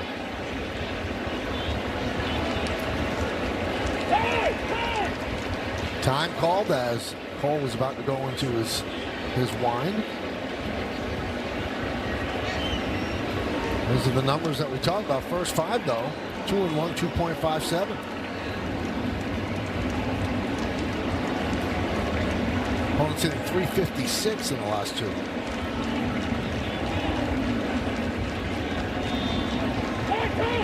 Another time. So whose time was that on? Wasn't on mine. I didn't call it.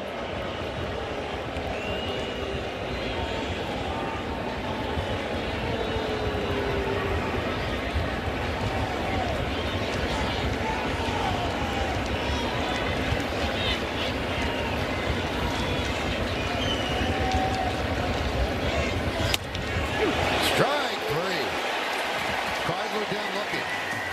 But the Twins get a run on 2 hits. They lead 1. Will go to the bottom of the 4th. Check this out. At the end of the inning, Cole's coming down, and then Boone's going to shake his hand. Cole goes, no, because once you shake the hand, Paul, you're out of the game. And he's trying to present the case. I'm good. Boone seems like he wants to talk to him, but Cole thinks, if I walk away, maybe You'll forget.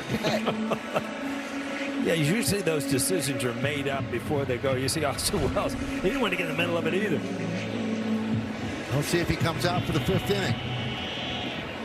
Bottom of the 4th, 3-2. Yankees lead. It'll be Chisholm, McMahon, and Caballero against Paredes.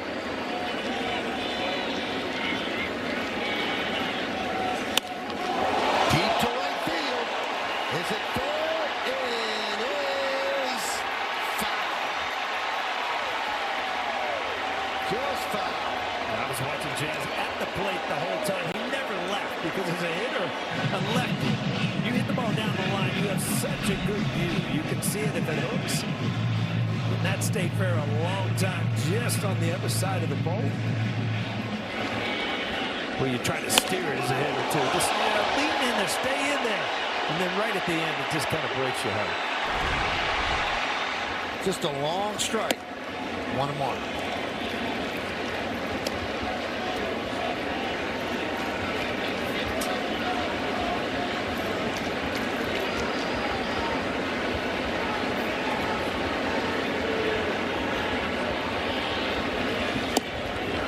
One and two.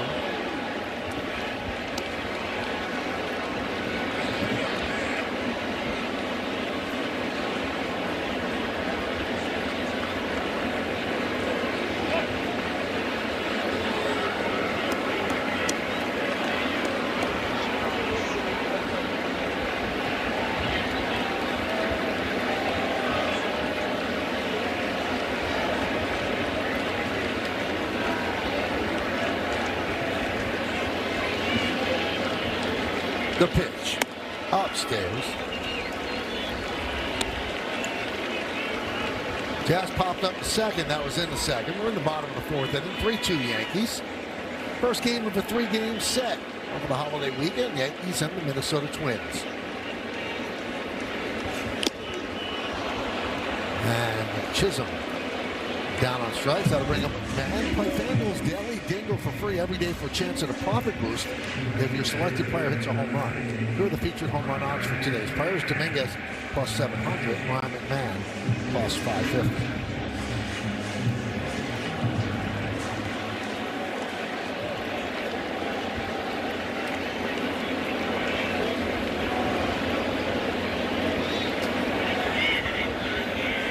Now I got a stat for you that's gonna blow your mind. Knock my socks off? Not in a good way. All right, so they've lost 7 in a row. The last 6 that they've lost. This is after the Cam Schlittler defense abandons him on Thursday after that loss. The Yankee batting average as a team in the last 6 games, 120. On base percentage, 172. Slugging, 209. OPS, 382. The last team to have a slash line that bad over 6 games, the 1909 Brooklyn Superbers, who became the Dodgers. That's how historic this 6-game run has been. It has been ugly, and it's not just the offense. I mean, the rotation went through a horrible time through. The fielding, I mean, every aspect of the game just went south for the Yankees this last week. 2-2 on McMahon.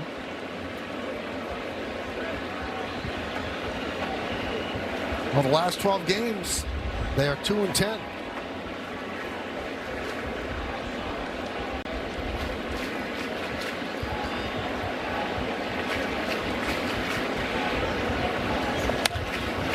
Now you talk about the defense, Paul. So in the first 74 games of the year, they allowed 22 unearned runs. In the last 12 games, they've allowed 17 unearned runs. Yeah, you can't make it up. I mean, the numbers tell you the truth. That's why this team is going through what it's going through. Every aspect of the game is just not firing. 2-2. 3-2 on McMahon, just off the IL. First had a throat issue where he had an abscess drained by his tonsils, and then had some stomach ailments after that a lot of people on the team had. Line foul.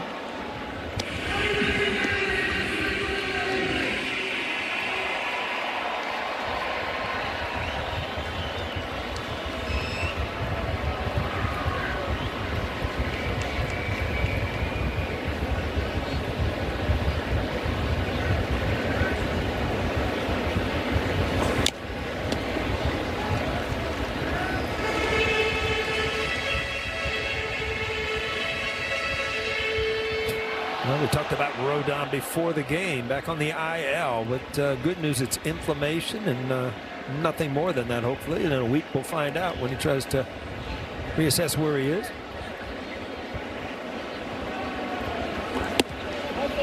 And McMahon works a walk.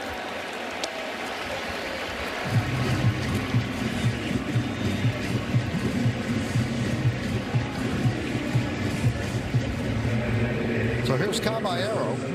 Now Caballero is playing short today, and he has been moved all around out of necessity because he can play other positions, not as well as he plays shortstop.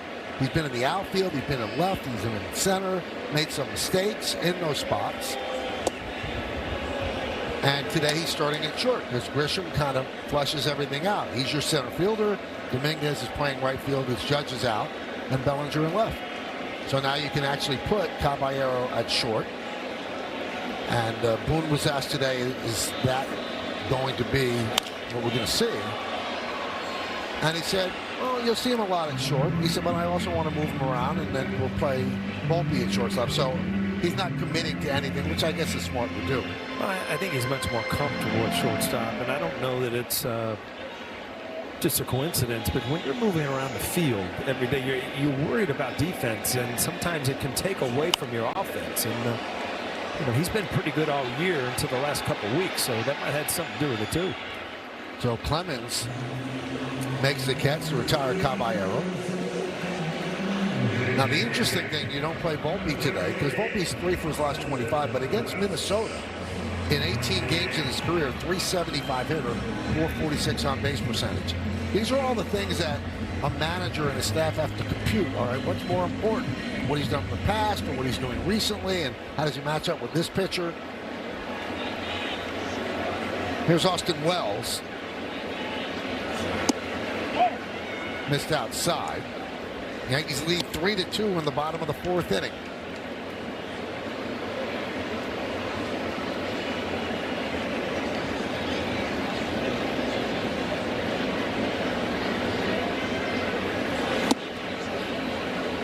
One and one.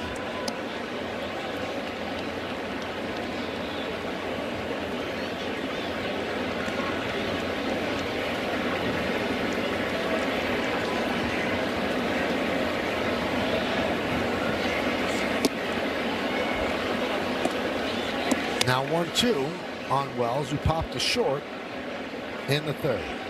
And you're seeing a lot of off-speed pitches to Wells recently, and he's way out ahead. And he talked about he was working on kind of changing his swing a little bit, which midway through the season is extremely hard to do. Seems to be really out front of everything, trying to get the ball out in front of the plate.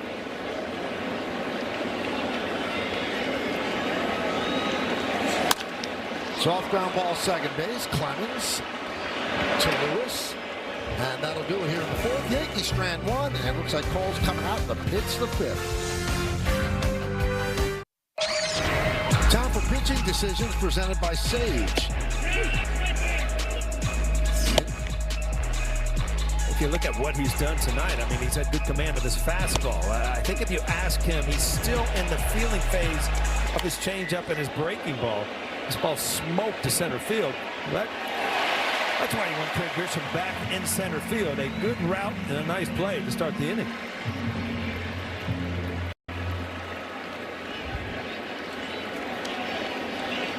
Really, the first test you've seen at Grisham is, you know, as far as really having to take off and see if he's kind of dragging that leg, if he had any lingering effect of that hamstring.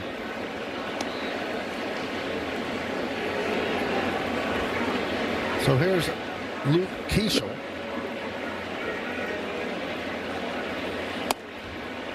Now, pitchers don't always win that argument with managers, but veteran pitchers do. Well, I think if you're Garrett Cole, you can say what you want to do. I mean, you have a history. You know, you're a veteran pitcher. You know yourself, and you know it seemed odd for me to bring him back after an hour and just do an inning. You know, if he's loose and he feels good, then you might ask him, you know, how you feeling? This ball's right down the line. Sure double. Playing it out there is Bellinger, and Keishel picks up a 1-out double.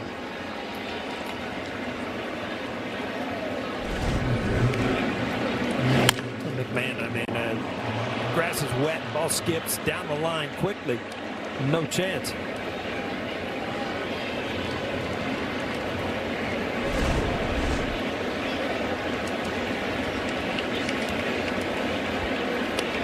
Tying runs at second base, back to the top of the order, starting with Trevor Larnach.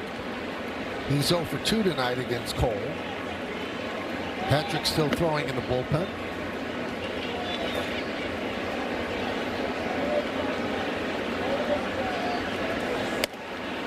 We all know the famous clip of Joe Torre coming out of the dugout to get Mike Messina, and he said, "Stop, stop." Now, if that was a rookie pitcher, Joe Torre said, "Stop." Yeah. I'll stop before I send you down tomorrow, right? But Mike Messina, he laughed. He said, "Okay," and he let him stay. And you kind of earn that right. And it was so funny back then. Some managers would really take that personally. Joe Torre felt it, knew it, would walk back, talk to Zim about it, kind of laugh about it, and deal with it later.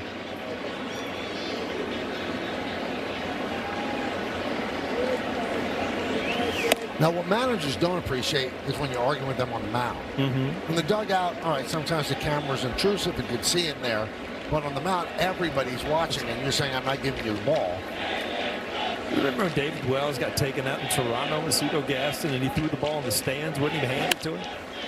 Ground ball second base right there. Chisholm moving to third is Keishel. And here's the Torre incident we're talking about. He's coming out to get him. He'd stay right there.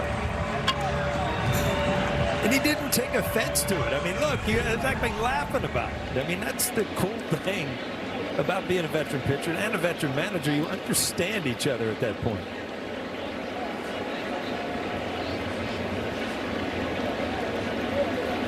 And the 4 World Series rings kind of give you more patience, too. Wise decision, though. I think he got an out, didn't he? Well, there's this extra time for the lefty. You're just giving Garrett Cole a little break to get this last out. I don't know. Aaron Boone looks a little antsy over there.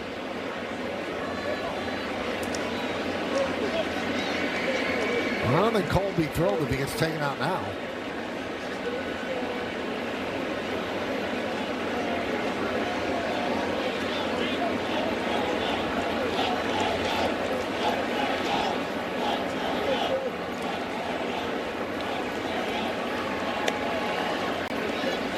I guess Wells was just giving him a break in the heat to really dial in. I mean, this is a big out right here. You only got a 1-run lead. You got 2 outs. You get out of this, you consider a very good outing for Cole. And he swings over the slider, 0-1. See, the difference in that is that ball breaks down and in out of the strike zone, and you know, it really gives lefties trouble. But if you leave it up, which he has a couple times, ball gets hit hard. Cole's thrown 15 of 20 first pitch strikes. Usually a recipe for success.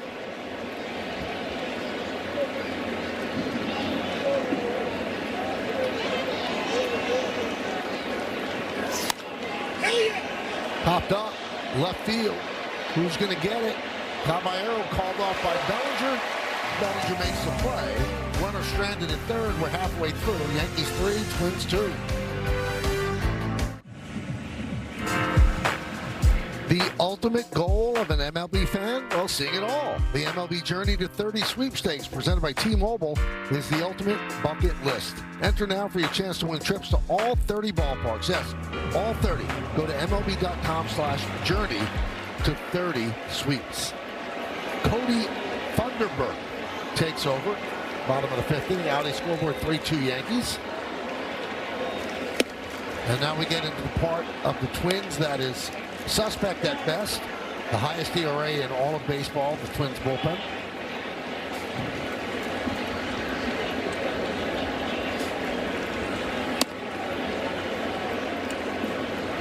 One and one on Trent Grisham. Top of the Yankee order against Funderburk.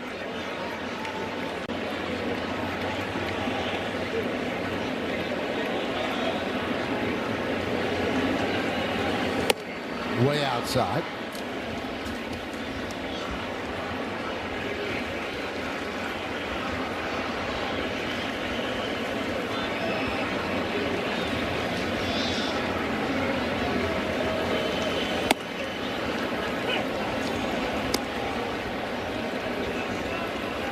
I had to tap my helmet on that one, Michael. That looked away to me.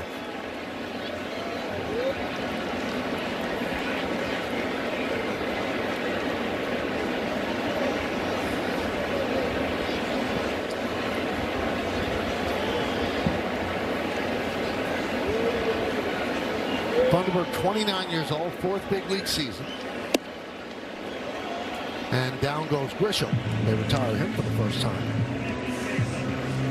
And that'll bring up Ben Rice, and now it's time for the mobile performance. Ben Rice, welcome sight, him going to the seats again. Number 24 on the year.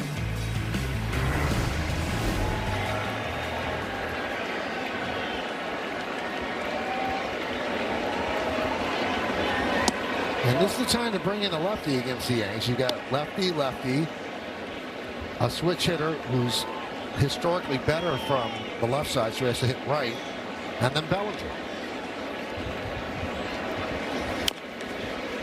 1-1.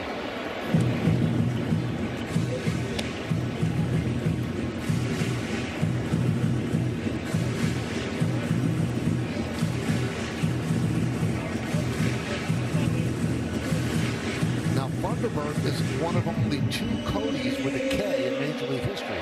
The other one's his teammate, Cody Clemens. Yeah, Rocket named all his kids K, right? Yep.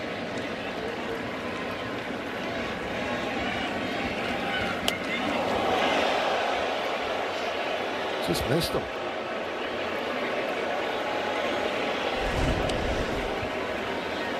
Which is a hanging breaking ball, but Rice really stays in well off lefties. Doesn't give an inch until the end, and then you just grimace and hope it doesn't hit you. Rogers' kids, by the way, Kobe, Corey, Casey, Cody, and they all start with K because K is the symbol for strikeout, your scoreboard. Hit sharply and grabbed there by Lewis.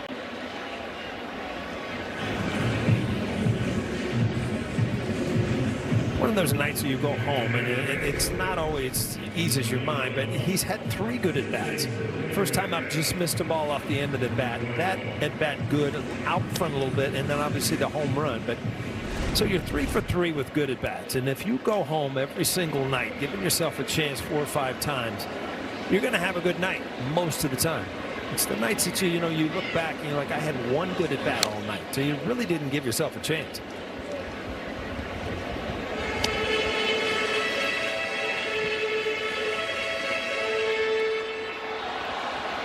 Announced crowd of 45,104 on this Friday evening in the Bronx. 1-1.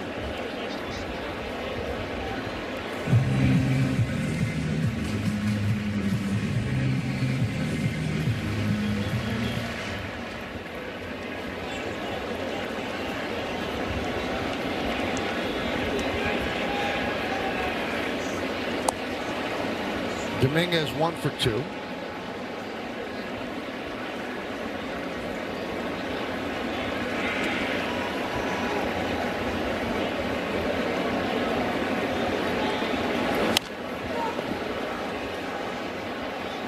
One and 2.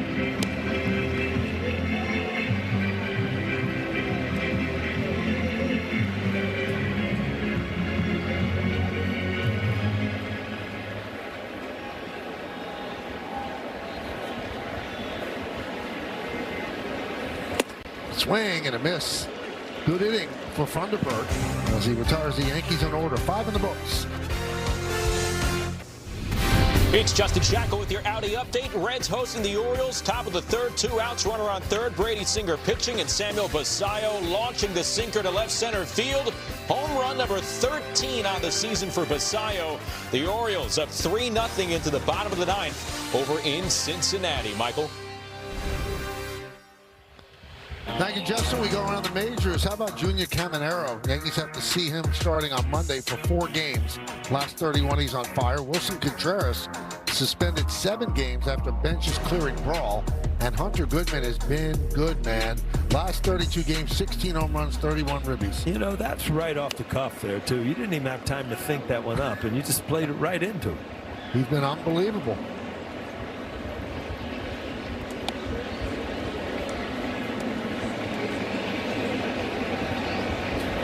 So Hedrick takes over after 5 innings of Cole.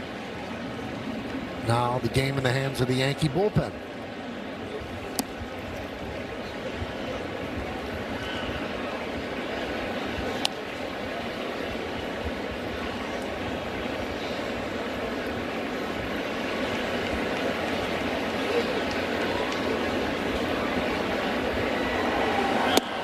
Swing and a miss. 1-2. So Clemens 2 for 2, facing the left-hander Hedrick.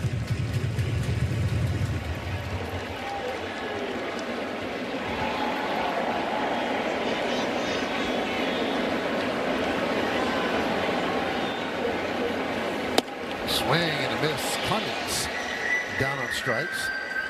Well, Yankee fans, come out to Yankee Stadium tomorrow to celebrate the country's 250th birthday. Get a special Yankees cap. First 18,000 guests in attendance receive a red, white, and blue Yankees cap courtesy of Baby Ruth. Tickets are going fast, so get your tickets today at Yankees.com. Some red, white, and blue out there in Manhattan. But not yet with the Empire State Building. I was going to say, it's got to go red, white, and blue for tomorrow, right? Yeah. Bell swings and misses.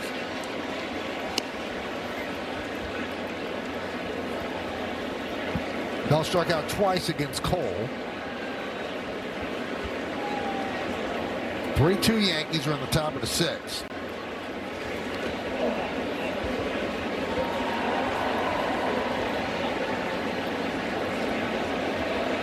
Josh Bell in his career, big home run hitter back with the Pirates, 37 and 116 RBIs back in 2019. But if you break him down as a switcher, left-handed, much better, more power, higher average, 231, hitting right-handed against lefties, 271 against righties. So you got him on the right side of the plate for this at bat. 2-1. It's kind of a gun for hire, Michael. You know that Josh Bell, deadline trade, 2022, 2023, 2024, 3 years in a row at the deadline, they get traded. High fly ball, right field. Dominguez on the run on the track, and he makes the play in front of the wall. Out number 2. Last minute reach, and he hauled it in. You know, one thing you need to see him is sprint to the ball and find the wall. And you know, he's always kind of lunging at the end, which, you know, he doesn't know where he is right now. So you know, that's why you see him crashing into the wall. As an outfielder, if you sprint to the wall and kind of find the ball, you're going to save yourself a lot of collisions. So here's Royce Lewis.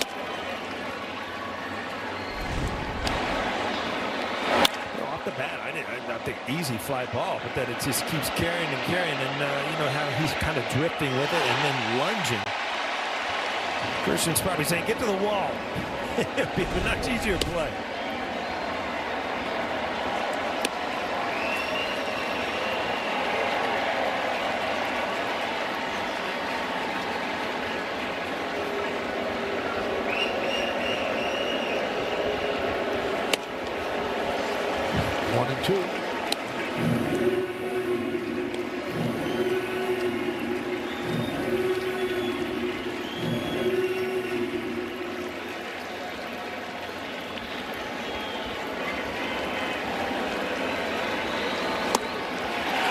Good inning for Hedrick. He retires the Twins in order 1, 2, 3. We go to the bottom of the sixth. It's time for Pinstripe Pride, brought to you by Toyota, the official hybrid vehicles of the Yankees. Tonight's picture is of Annabella, but a perfect view of the ballpark when she was here at the stadium a couple of weeks ago. Use the hashtag Toyota Pinstripe Pride. Mention yes in pictures you post to social media to reflect your love for the Bronx Bombers. We might spotlight you in a future game. Monica Einstein scoreboard. We go to the bottom of the sixth inning. Yankees leading the Twins 3-2. Right now, the pitcher of record on the winning side is Garrett Cole. On the losing side is Mike Paredes. Here is Cody Funderburk in his second inning of work. And the pitch to Bellinger is upstairs.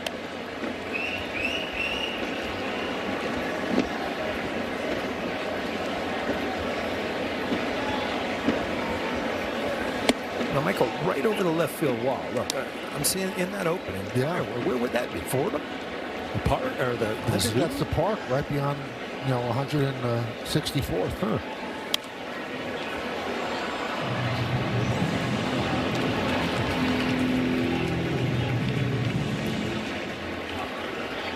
So I got the basket with the food for tonight.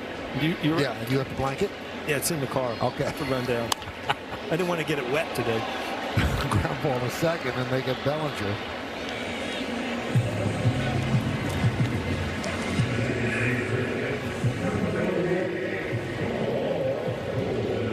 So Cody Bellinger, and it starts weighing on you, what he's going through. And there's no doubt in my mind that, he'll come out of it and come out of it just fine. But first at bat, right on the screws, line drive. And then it, progressively starts eating at you throughout the night. And then every at bat has not been where he wants. So it becomes so mental to get through these things.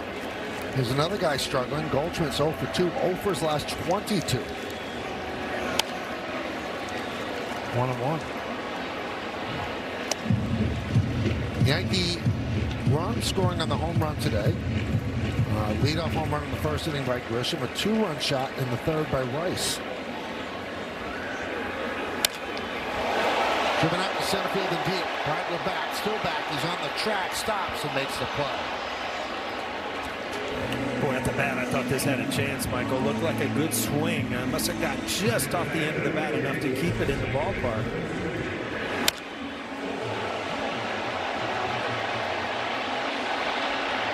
Wrong part of the ballpark, though.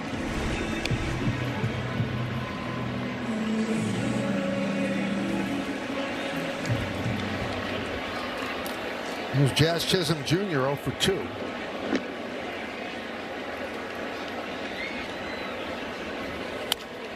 Grounded to first. Lewis is there. And the Yankees go down in order 1, 2, 3. We'll go to the 7th. Yankees up by 1.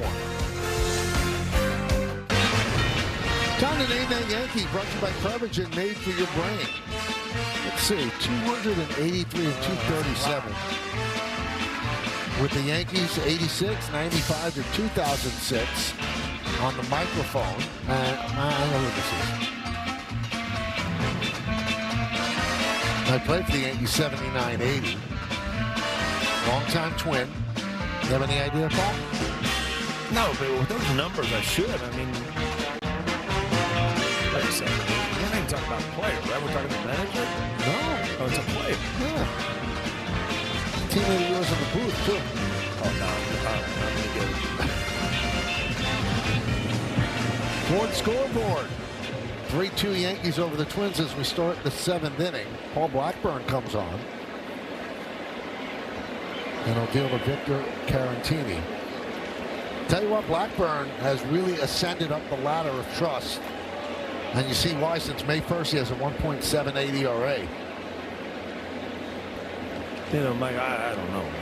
I forgot my meds or something. I mean, I know who it is. I'm like, are you kidding me? You still don't have it? No, I have it. Okay. I mean, it's like every once in a while you just surprise yourself. Really? I didn't know that? It's kind of sad. In our commercial, though, he made the best play I think I've ever seen in my life. Cartwheels and all. Backflips. Grounded up the middle. Backhanded by Chisholm. Steadies. Fires. Got him.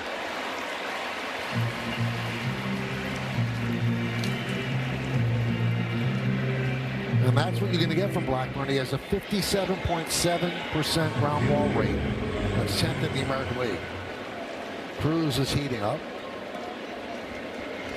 Came into this game with an 8 2/3 streak of shutout innings over his last 6 games. Here's Kreidler.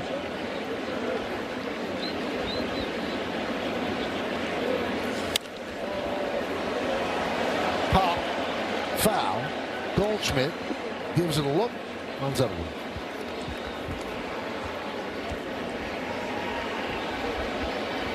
Well, again, I mean, you're in the 7th inning here, and the Yankees have not been able to deliver a knockout punch. So, you're putting so much pressure to every inning to not give up another run. I mean, Rays are thin here, 3-2, trying to break this losing streak.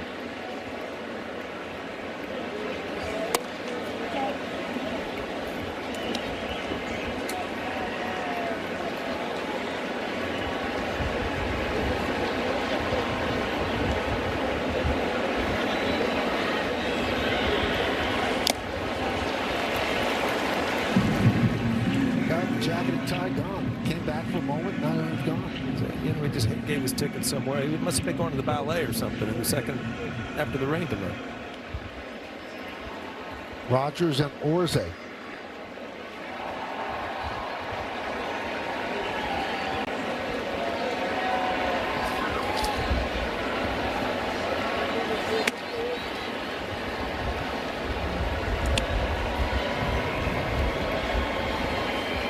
Let's go down to Meredith, who has some bullpen news.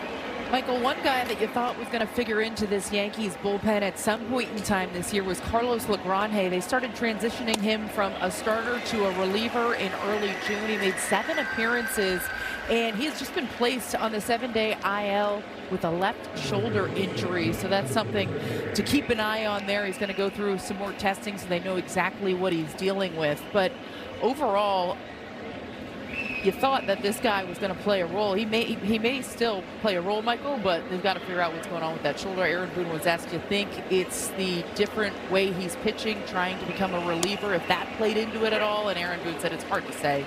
They were very methodical about the way they were trying to make him into a reliever. So we'll keep you posted if we hear anything more on Carlos Legrande. Thank you, Meredith. He goes around and the count 0-2 on Tristan Gray.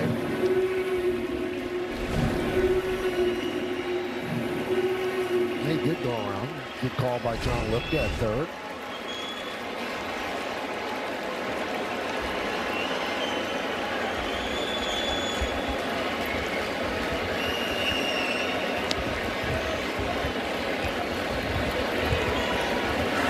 Swing and a miss.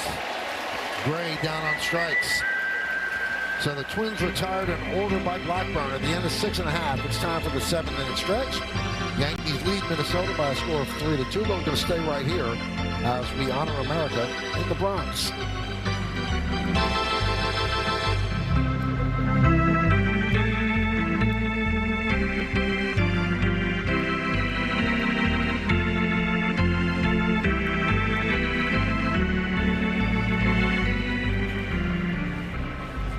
Ladies and gentlemen, will you rise, remove your caps, and please direct your attention to the area behind home plate as the New York Yankees welcome an honored military guest.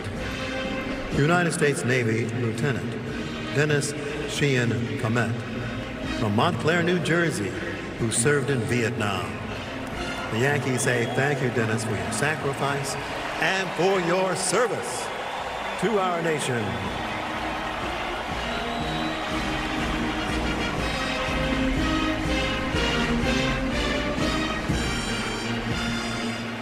And now, ladies and gentlemen, please join us by singing along with Robert Merrill's rendition of God Bless America.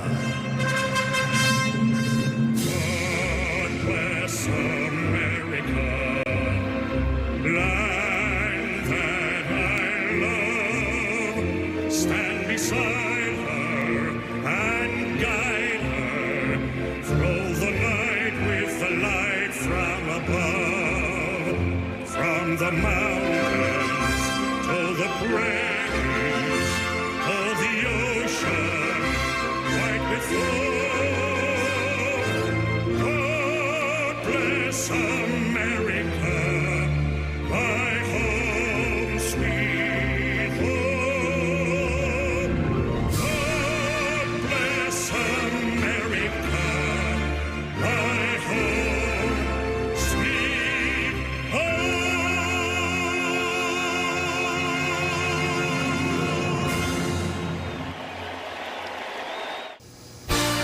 It's Justin and Jack with your Ford Studio update, and you credit Garrett Cole following that rain delay, fighting through the 2 extra innings. He did more than just give the Yankees a chance to win tonight. Yeah, not the easiest thing to not be throwing a pitch for upwards of an hour and come back out there and get those 2 extra innings. Very important. So are Hedrick and Blackburn. 11 straight scoreless for Hedrick, 7 straight scoreless for Blackburn. They need 6 more outs for that much-needed win. We'll see if the offense can pad the lead. We'll catch you on the postgame. Let's go back to Michael and Paul.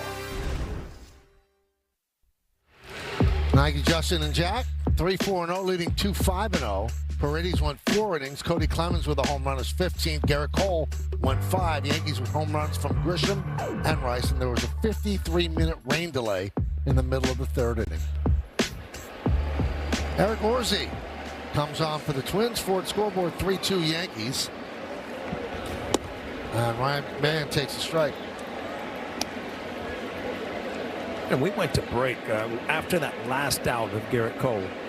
And I don't know if you noticed, but there was emotion there. He was screaming when he got that last out, which, that's good to see. Guy back on the mound, happy to be back on the mound, but knowing and begging to stay in this game and get that big out to keep that lead. I always like to see that from a player.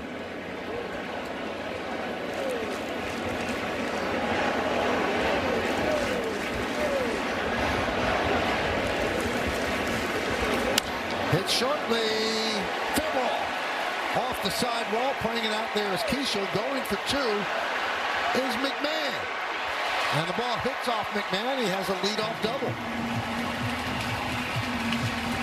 Well, McMahon also has some good swings tonight. You always wonder when a guy's coming off the IL if he's going to be rusty, but he looks like he's been on the ball tonight. Grisham's had a great night. It's good to see a couple guys right off the back of the head. That'll wake you up. Right there, you get a read, and it bounced away far enough from Keishel for him to take second base and then take one right off the helmet. Twins are expecting a bunt. They're in at the corners, not bunting, and Caballero swings and misses against Orsi.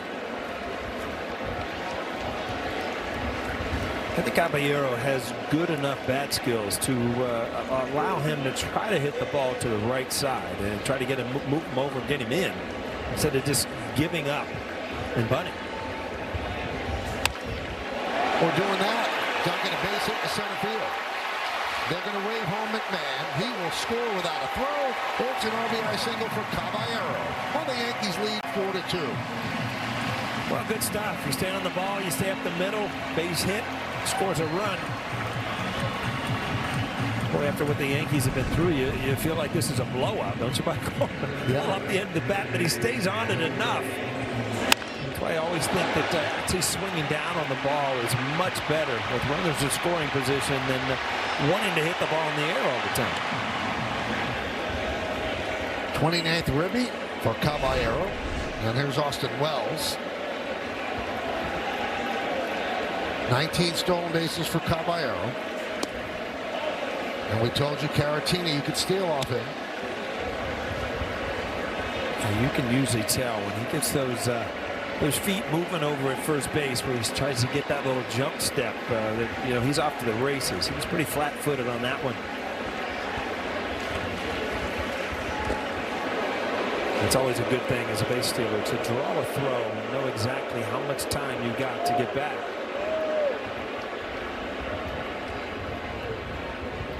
Only the Braves are worse at throwing out base runners.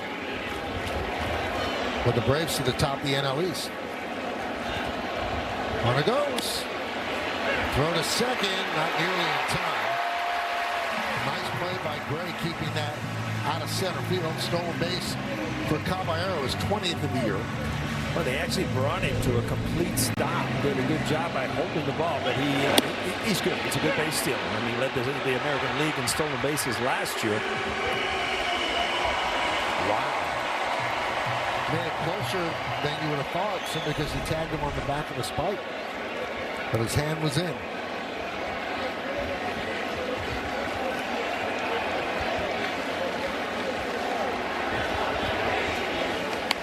And a drag bunt by Wells. Gonna work. They just got him. Boy, did he need that, but they just got him. And that moves Caballero to third. Well, I might take a look at this, but, we got the job done. A smart play. I didn't even think that they were going to have a play at it, but snagged and almost thrown out or thrown out. We'll see.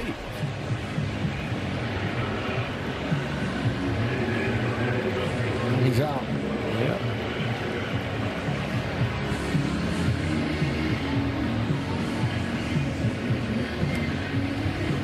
They give him a sacrifice on that, but he was clearly bunting for a hit. That forces the Twins to bring in the infield for Grisham, who's 2 for 3 in his return back to the lineup. They say he went around 0-1.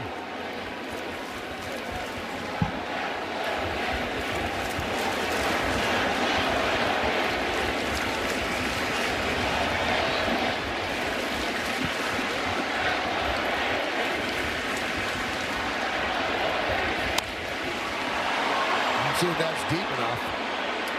Caballero, I think you got to take a chance here. Keisha fires home. Not in time. A sac fly for Grisham. And the Yankees lead 5-2.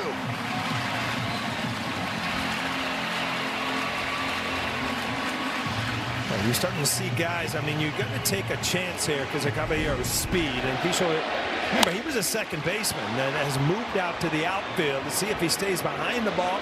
Yeah, see, he got flat-footed, came forward, but then it's just too long to get rid of that ball. As an outfielder, you want to catch it up by your face where it's an easy transition. You see that ball come all the way down to his waist.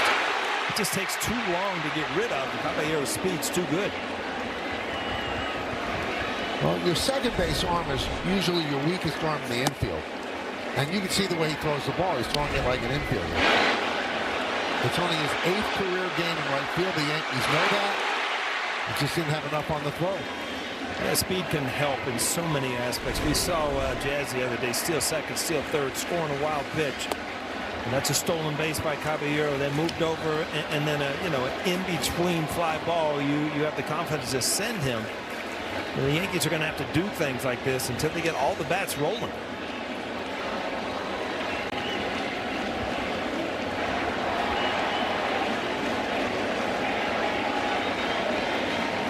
Two and 0 on Rice. Rice 1 for 3. 2-run home run in the third. It's the third time tonight he's 3-0.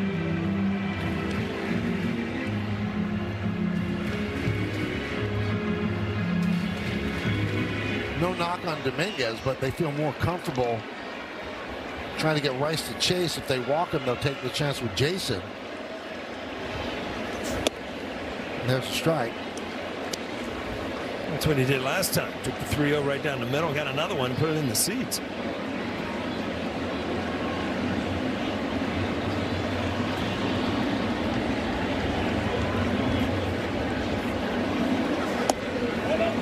Did he go? No, he did not. So a walk to Rice with 2 outs, and that does bring up Dominguez. Help America's Heroes. Donate $11 a month and amplify your impact with a car or land donation. Go to T2T.org.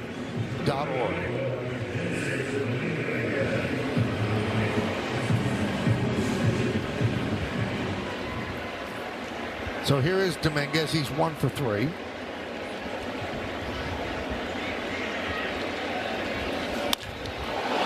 High fly ball, right center, on the run. Kreidler on the track, and he makes the play for the final out.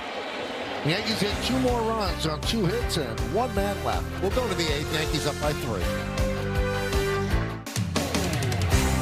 Yankees baseball on Yes is brought to you in part by J.P. Morgan Chase, reigniting the American dream to expand opportunity nationwide. By Nissan, hop into a Nissan Rogue and hit the road to adventure. Shop NissanUSA.com. And by Sangles Resorts, get closer to the Caribbean. Well, split between the Twin Cities and New York City. You saw that picture of Kevin McHale. I think Whitfield played at Minnesota too, didn't he? All 3 sports. Fernando Cruz, 3rd Yankee reliever.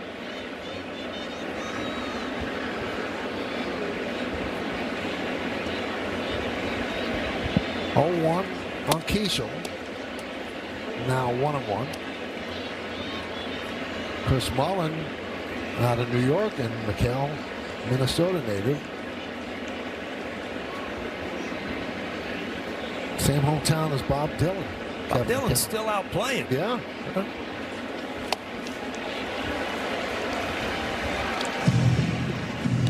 See that movie? I didn't see it. I keep seeing I should watch it because I'm a big music buff. I have not seen it. Bob was a different dude. Yeah. Well, that was Timothy Chalamet, yeah. The big Knicks fan, right? Yep.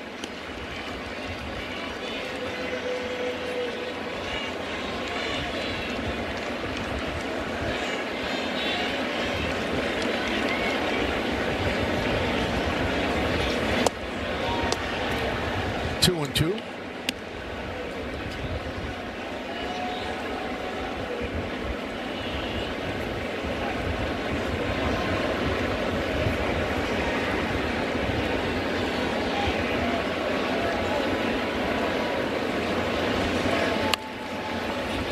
up slowly on a check swing. Caballero cannot handle, and Keishel will reach. Well, wet infield ball, not hit hard, right over the mound. And Cruz couldn't get it. Caballero, look at him, comes a long way. Just can't come up with a handle on it. The spin on that and the wet grass, the transition just could not grab it. They'll probably give him a hit there, right? No, absolutely. And it is. Top of the lineup now, here's Trevor Larnach, who's 0 for 3.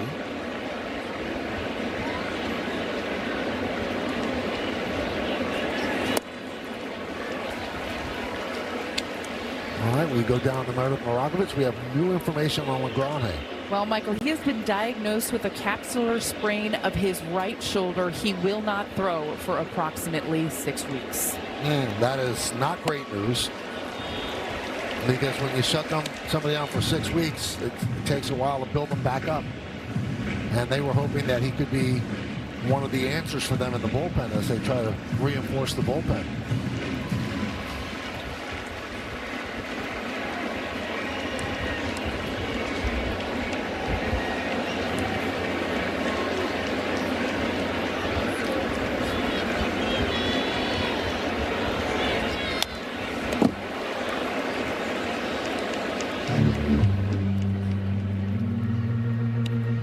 You always get nervous when you have pitchers throw 103 miles an hour.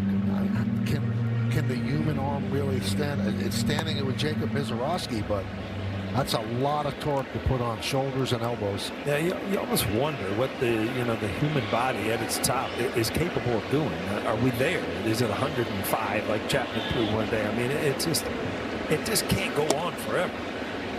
I think Mizorowski, I read somewhere, said last week that the limit's probably 106. He just threw 105.5. But yeah, there's just so much the human body's going to be able to do and create. But you want pitches that throw hard because that makes you swing and miss.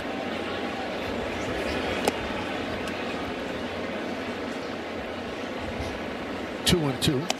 I think you're going to find out, Michael, as we go on, and you see some guys that Mizorowski, I was just blowing people away, but you still see the guys that get outs by pitching. So I think you're going to figure out there's going to be always guys that know how to pitch, use movement, location, but now the new age pitcher that just throws it as hard as he can and spins it as hard as he can. So you're going to have a little bit of both. 3-2 on Larnach. Yankees up by 3, 5-2. We're in the 8th inning. Brooks Lee is on deck. Keishel's on first, held there by Goldschmidt. And he walked him. So just like that, that brings the time run to the plate. Let's check out the Yankee bullpen budget brought to you by Citizens. Make sense of your money with Citizens. Yesterday was an off day, so everybody should be in pretty good shape to go. And David Bednar has rejoined the team after paternity leave. So he hasn't pitched since last Sunday.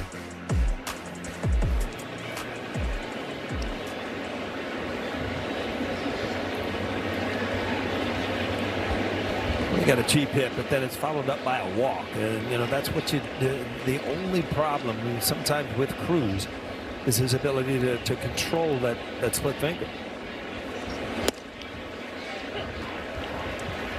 It's interesting about the way games are played now.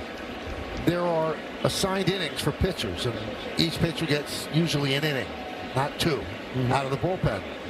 So if you're going to have to use 4 pitchers out of the bullpen, you're asking 4 guys to be on the same day. So it's a little bit of a tightrope, and you try to match them up with the lanes where they could be successful. But again, you're asking 4 guys to be on. I've always brought this up when I hear about bullpen games. It's just that you assume everybody's going to have their good stuff every night. That's just not the way it is. And some nights guys are fighting. Some nights, they have their stuff. But when you take 4 or 5 relievers, chances are somebody's going to throw a couple bad pitches.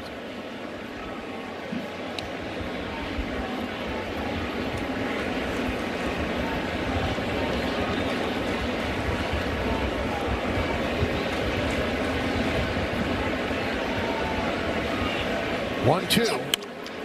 lined into left field, coming on Bellinger will make the play. Fires the second, but getting back in time is Keishel. So nice hitting by Lee, but nice fielding there by Bellinger. Yeah, great jump. I mean, it makes it look easy. This ball lays up for him, but the jump that he has on the ball, and he knows that he might have a chance, got rid of the ball as quick as he could.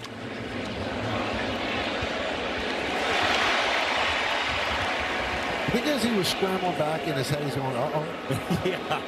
Yeah. You can have a lot of talks with yourself out there. Don't do this. Didn't we just talk about this, everything, and now I'm in trouble? Here's Cody Clemens. He has 15 home runs. His 15th came in the first inning. 2 for 3 tonight.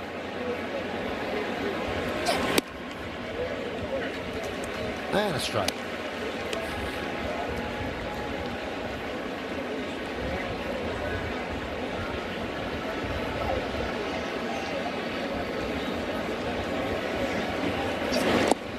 And that one gets away from Wells.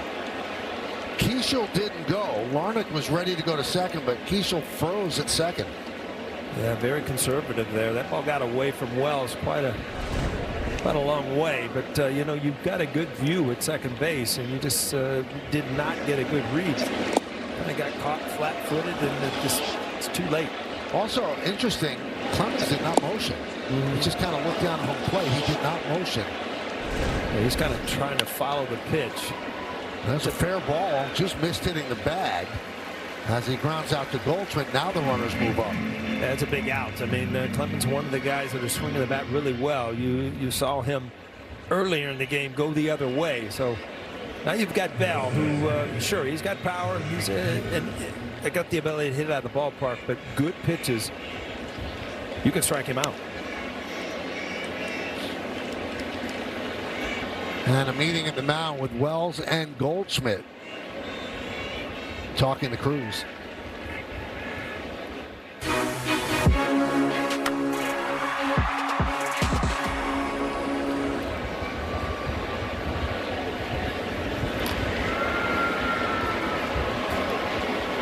You love to see a veteran first baseman go and talk to the pitcher, because I used to hear stories about Keith Hernandez. When he was at the Mets, he'd go and say, "You throw another curveball, it'll break your arm." Yes. And you know what? If a young guy goes up, he's kind of listening to what you're saying. And you know, Goldschmidt has been through so much that he has respect to the people to understand what he's talking about, what he's thinking.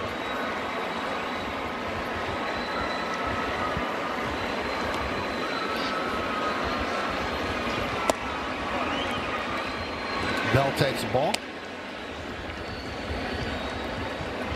Well, the split finger in the dirt comes. It's very important here. Wells has to know it if he's calling it. And the last thing, we said it the other day, the last thing Cruz wants to do was try to aim that forkball and leave it up in the strike zone.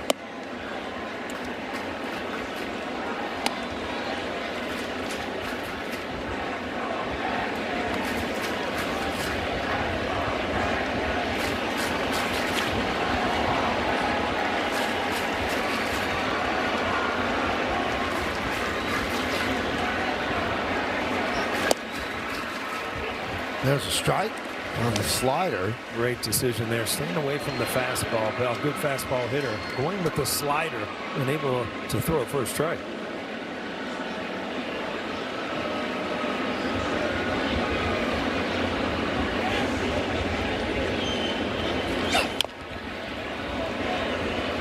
Top foul.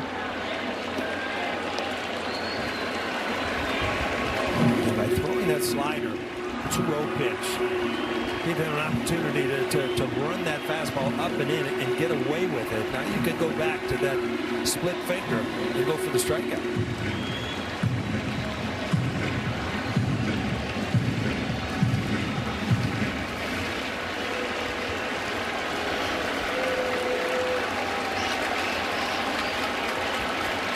Two balls, 2 strikes, 2 outs, 2 on. Tough one to take, but it dropped out of the strike zone, 3-2. Well, he has taken 3 split fingers just out of the strike zone, and that's extremely hard to do because that ball just knuckles. There's really no way to follow it. Not surprised if he goes right back to that split finger. And he walked him. So he went to the slider. So infield single, walk, bases loaded, 2 outs. Matt Blake comes out as Cruz is set to face Royce Lewis. Well, nothing hurts yet. You just got to make your pitches here. You need to get ahead in the count and not be playing catch up with bases loaded.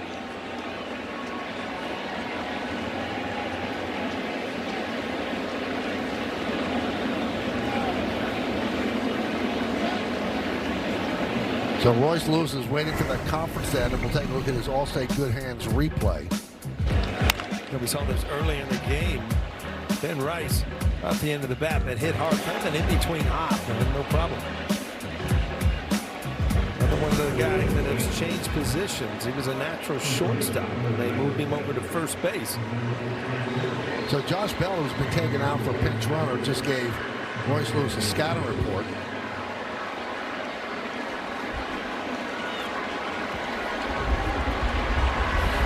So Kyler Fetko is at first. He's a time run.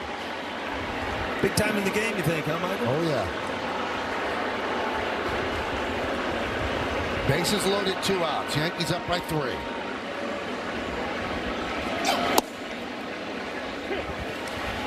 That fastball's in there for a strike.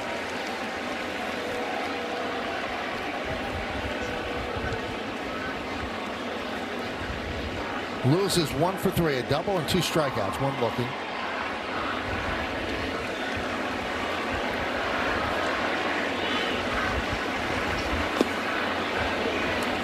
One and one. It really does become a guessing game when he's on the mound, because if he throws the splitter, you're going to drop out of the strike zone. And if he throws the fastball and you're guessing the splitter, then you're going to take it, and it doesn't drop out of the strike zone. So you have to guess and pick up the spin as well. And then he'll mix in the slider every now and then. 1-1. And there's the fastball. Boy, you're able to really see the game plan. They're sitting dead forkball. You've seen a lot of them taken, and then, you know, with the fastball, he's been able to throw it for a strike. That's the main thing, but Minnesota hitters not even waving at him. And I've got to protect. 1-2, crowd looking for a strikeout. Instead, pitches high. Another fastball out of the zone. 2-2. Well, you want to make it happen right here. You hate to get to full count where you kind of have to give in to the hitter with bases loaded. Split finger right here, Michael, huh?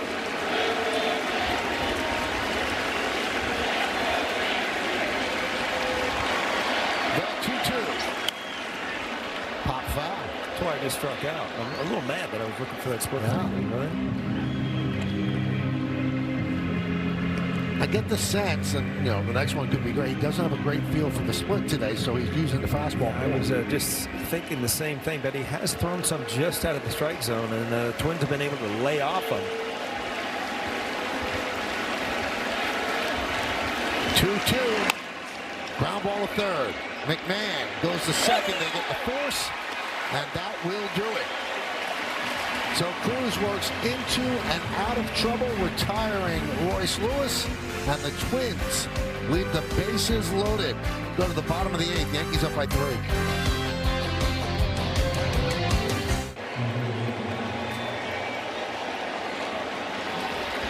Bottom of the 8th inning, Hyundai scoreboard. Yankees 5 and the Twins 3. Each team with 6 hits. The Twins just left the bases loaded against Fernando Cruz. And Bellinger takes outside. 1-0. Well, you can never question whether Cruz cares about his job. Love his reactions. Emotion in slow motion is even more cool, you know? Let's just call it slow emotion. There you go. Yeah. It's going to be in Webster's dictionary next week. Maybe tomorrow.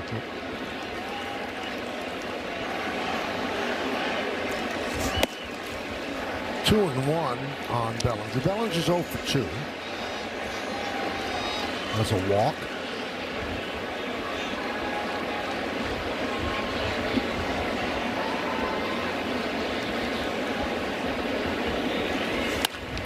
Ground ball.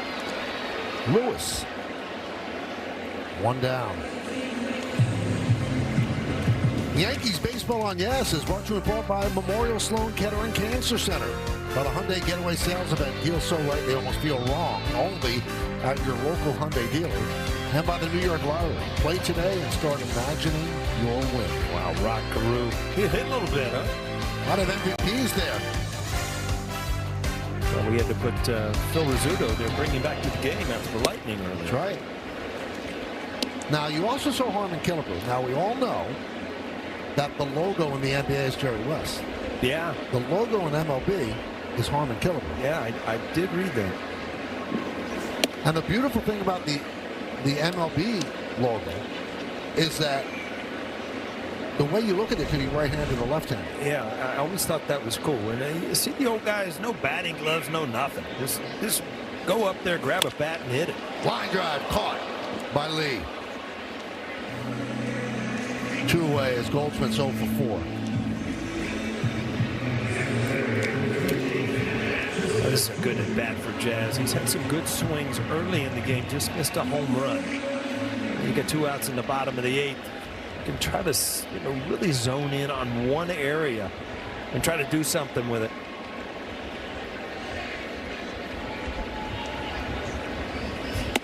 Jazz 0 for 3.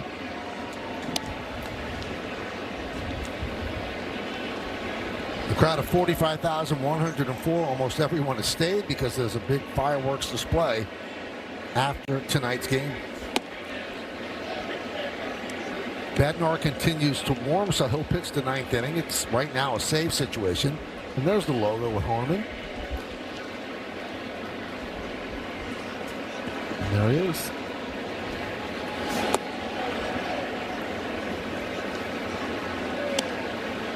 And that was a guy they nicknamed Killer. And, he was a big guy, but do you imagine him standing next to Aaron Judge? I mean, he looked tiny.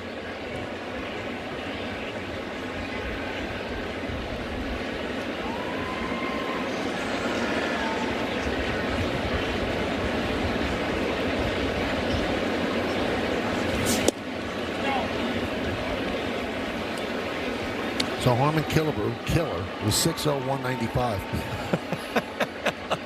Judge is what, 6'7", 280? Yep. Well, Frank Howard was Judge's size. Yes. Ground ball. Backhanded nicely by Clemens. Gets up, fires. And Orsi works a 1-2-3 inning. We go to the 9th. Bednar will try to close it out. As we go to the 9th inning, it's time to name that Yankee. Paul, did you get it? Hey, kitty, Jim Cock. There you go. Kitty was my idol up here. I never told him. He was just Saturday night or Saturday day baseball afternoon game. Just his voice. Just reminded me of baseball. Pitches to Willie Davis, who grounds to Minchie. And Cox covers the bag. Won a lot of Gold Gloves. 16. You actually sounded a little annoyed that they didn't know it. I would have been. Who's that guy next to him? Somebody a lot younger than the guy now. David Bednar's in. And Caratini takes one. Now, Bednar has not pitched since Sunday. So, it's a long rest. He was off on paternity leave, and he was activated yesterday.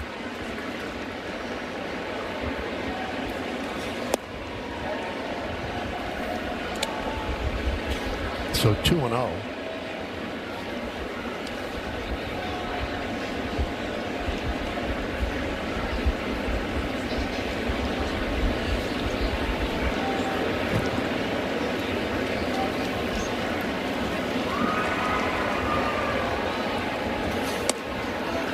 There's a strike.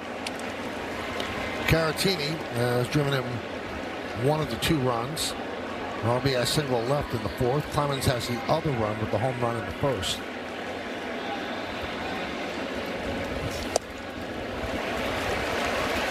Two and 2.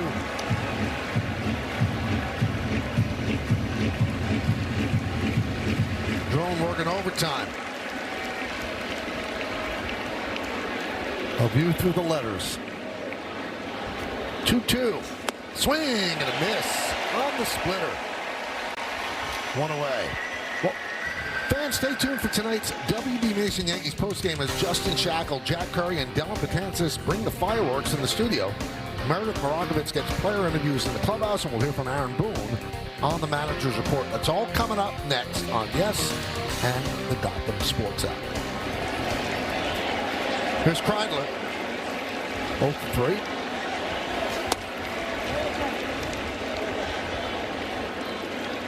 If he watched, and that is challenged there by Wells. It was called the ball.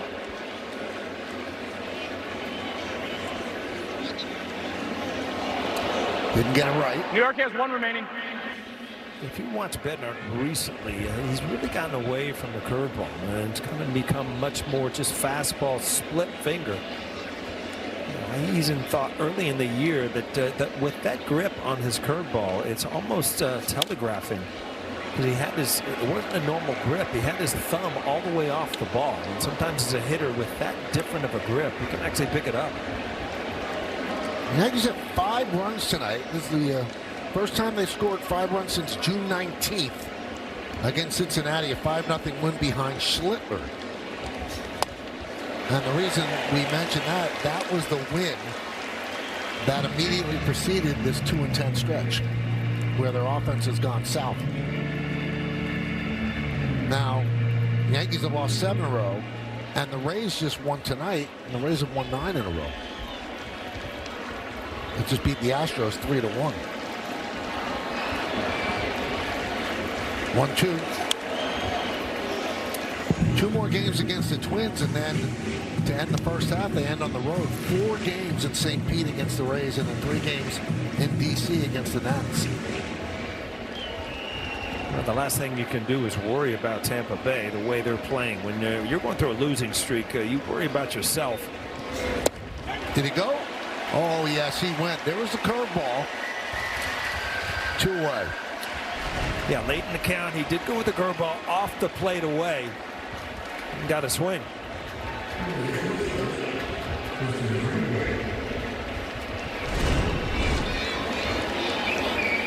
And the Twins are down to their final out. Here's Tristan Gray, who's 0 for 3.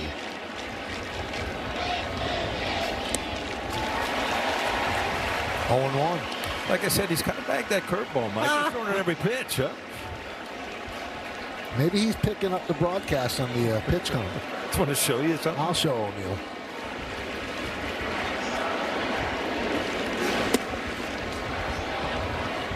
One and one.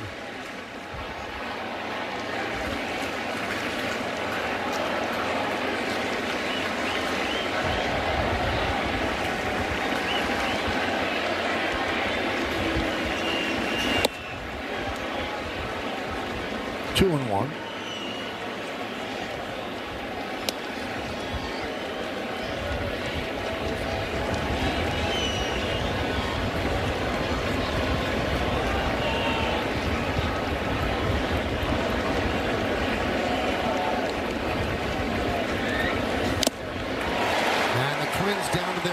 Strike. Yankees 1 strike away from ending this losing streak.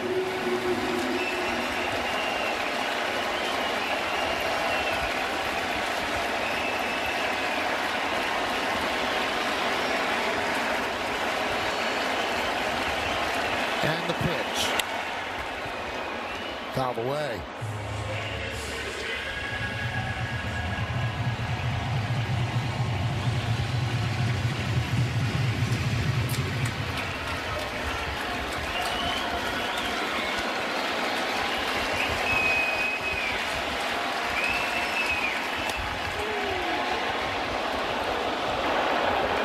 Yankees are looking for that called strike, and they're going to challenge it, thinking that maybe they got it. You see kind of a smirk. Also, knows. Pitch to the ball. New York has none remaining. Yankees are out of challenges now.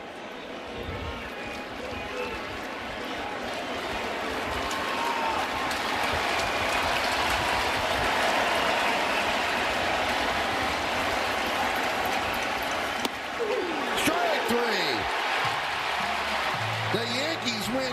5-2, and the 7-game nightmare is over, and they can finally shake hands after a game.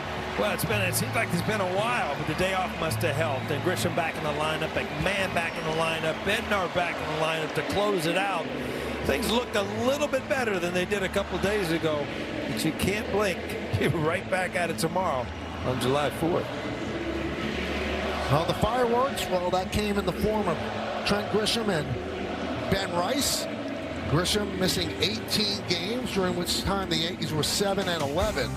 He comes back, connects for a home run in the first inning, makes a nice play in center field, and the Yankees win this one by a score of 5-2. So finally, in the winning column, can they make it 2 in a row? Well, stay tuned.